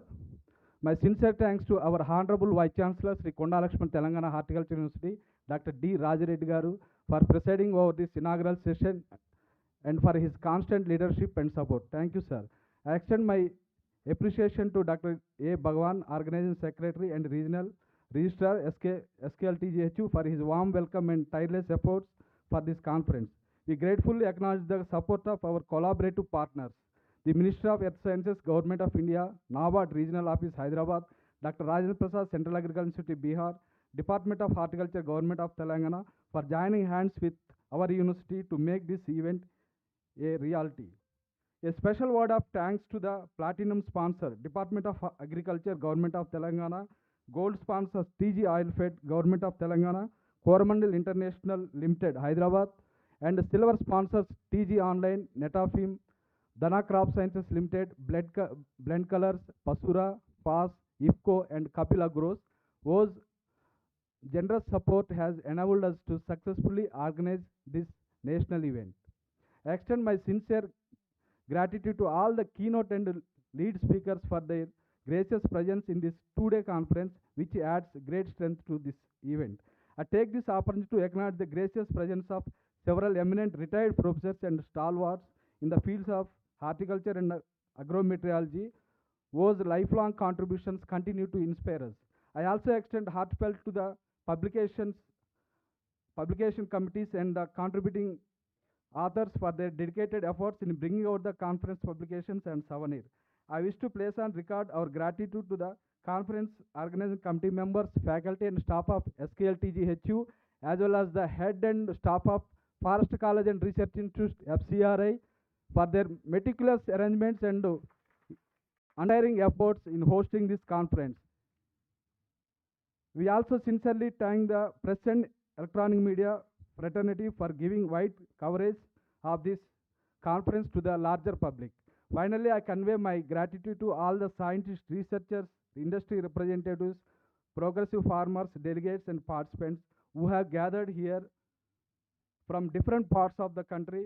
With these few words, I once again extend my heartfelt thanks to all of you for your gracious presence and encouragement. Thank you, one and all. Thank you.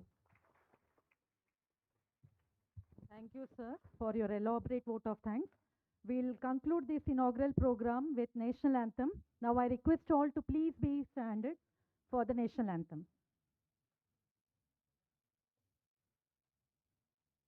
Jana Gana Mana Adhinayaka Jaya He Bharat Bhagya Vidhata Punjab Sindh Gujarat Maratha Vida Uttara Banga Vindhya Himachal Yamuna Ganga Chala Jaladhi Taranga शुभ नामे जागे तव शुभ आशीष मांगे गाहे तव जय गाथा जन गण मंगलदायक जय हे भारत भाग्य विधाता जय हे जय हे जय हे Jaya Jaya Jaya Jaya He.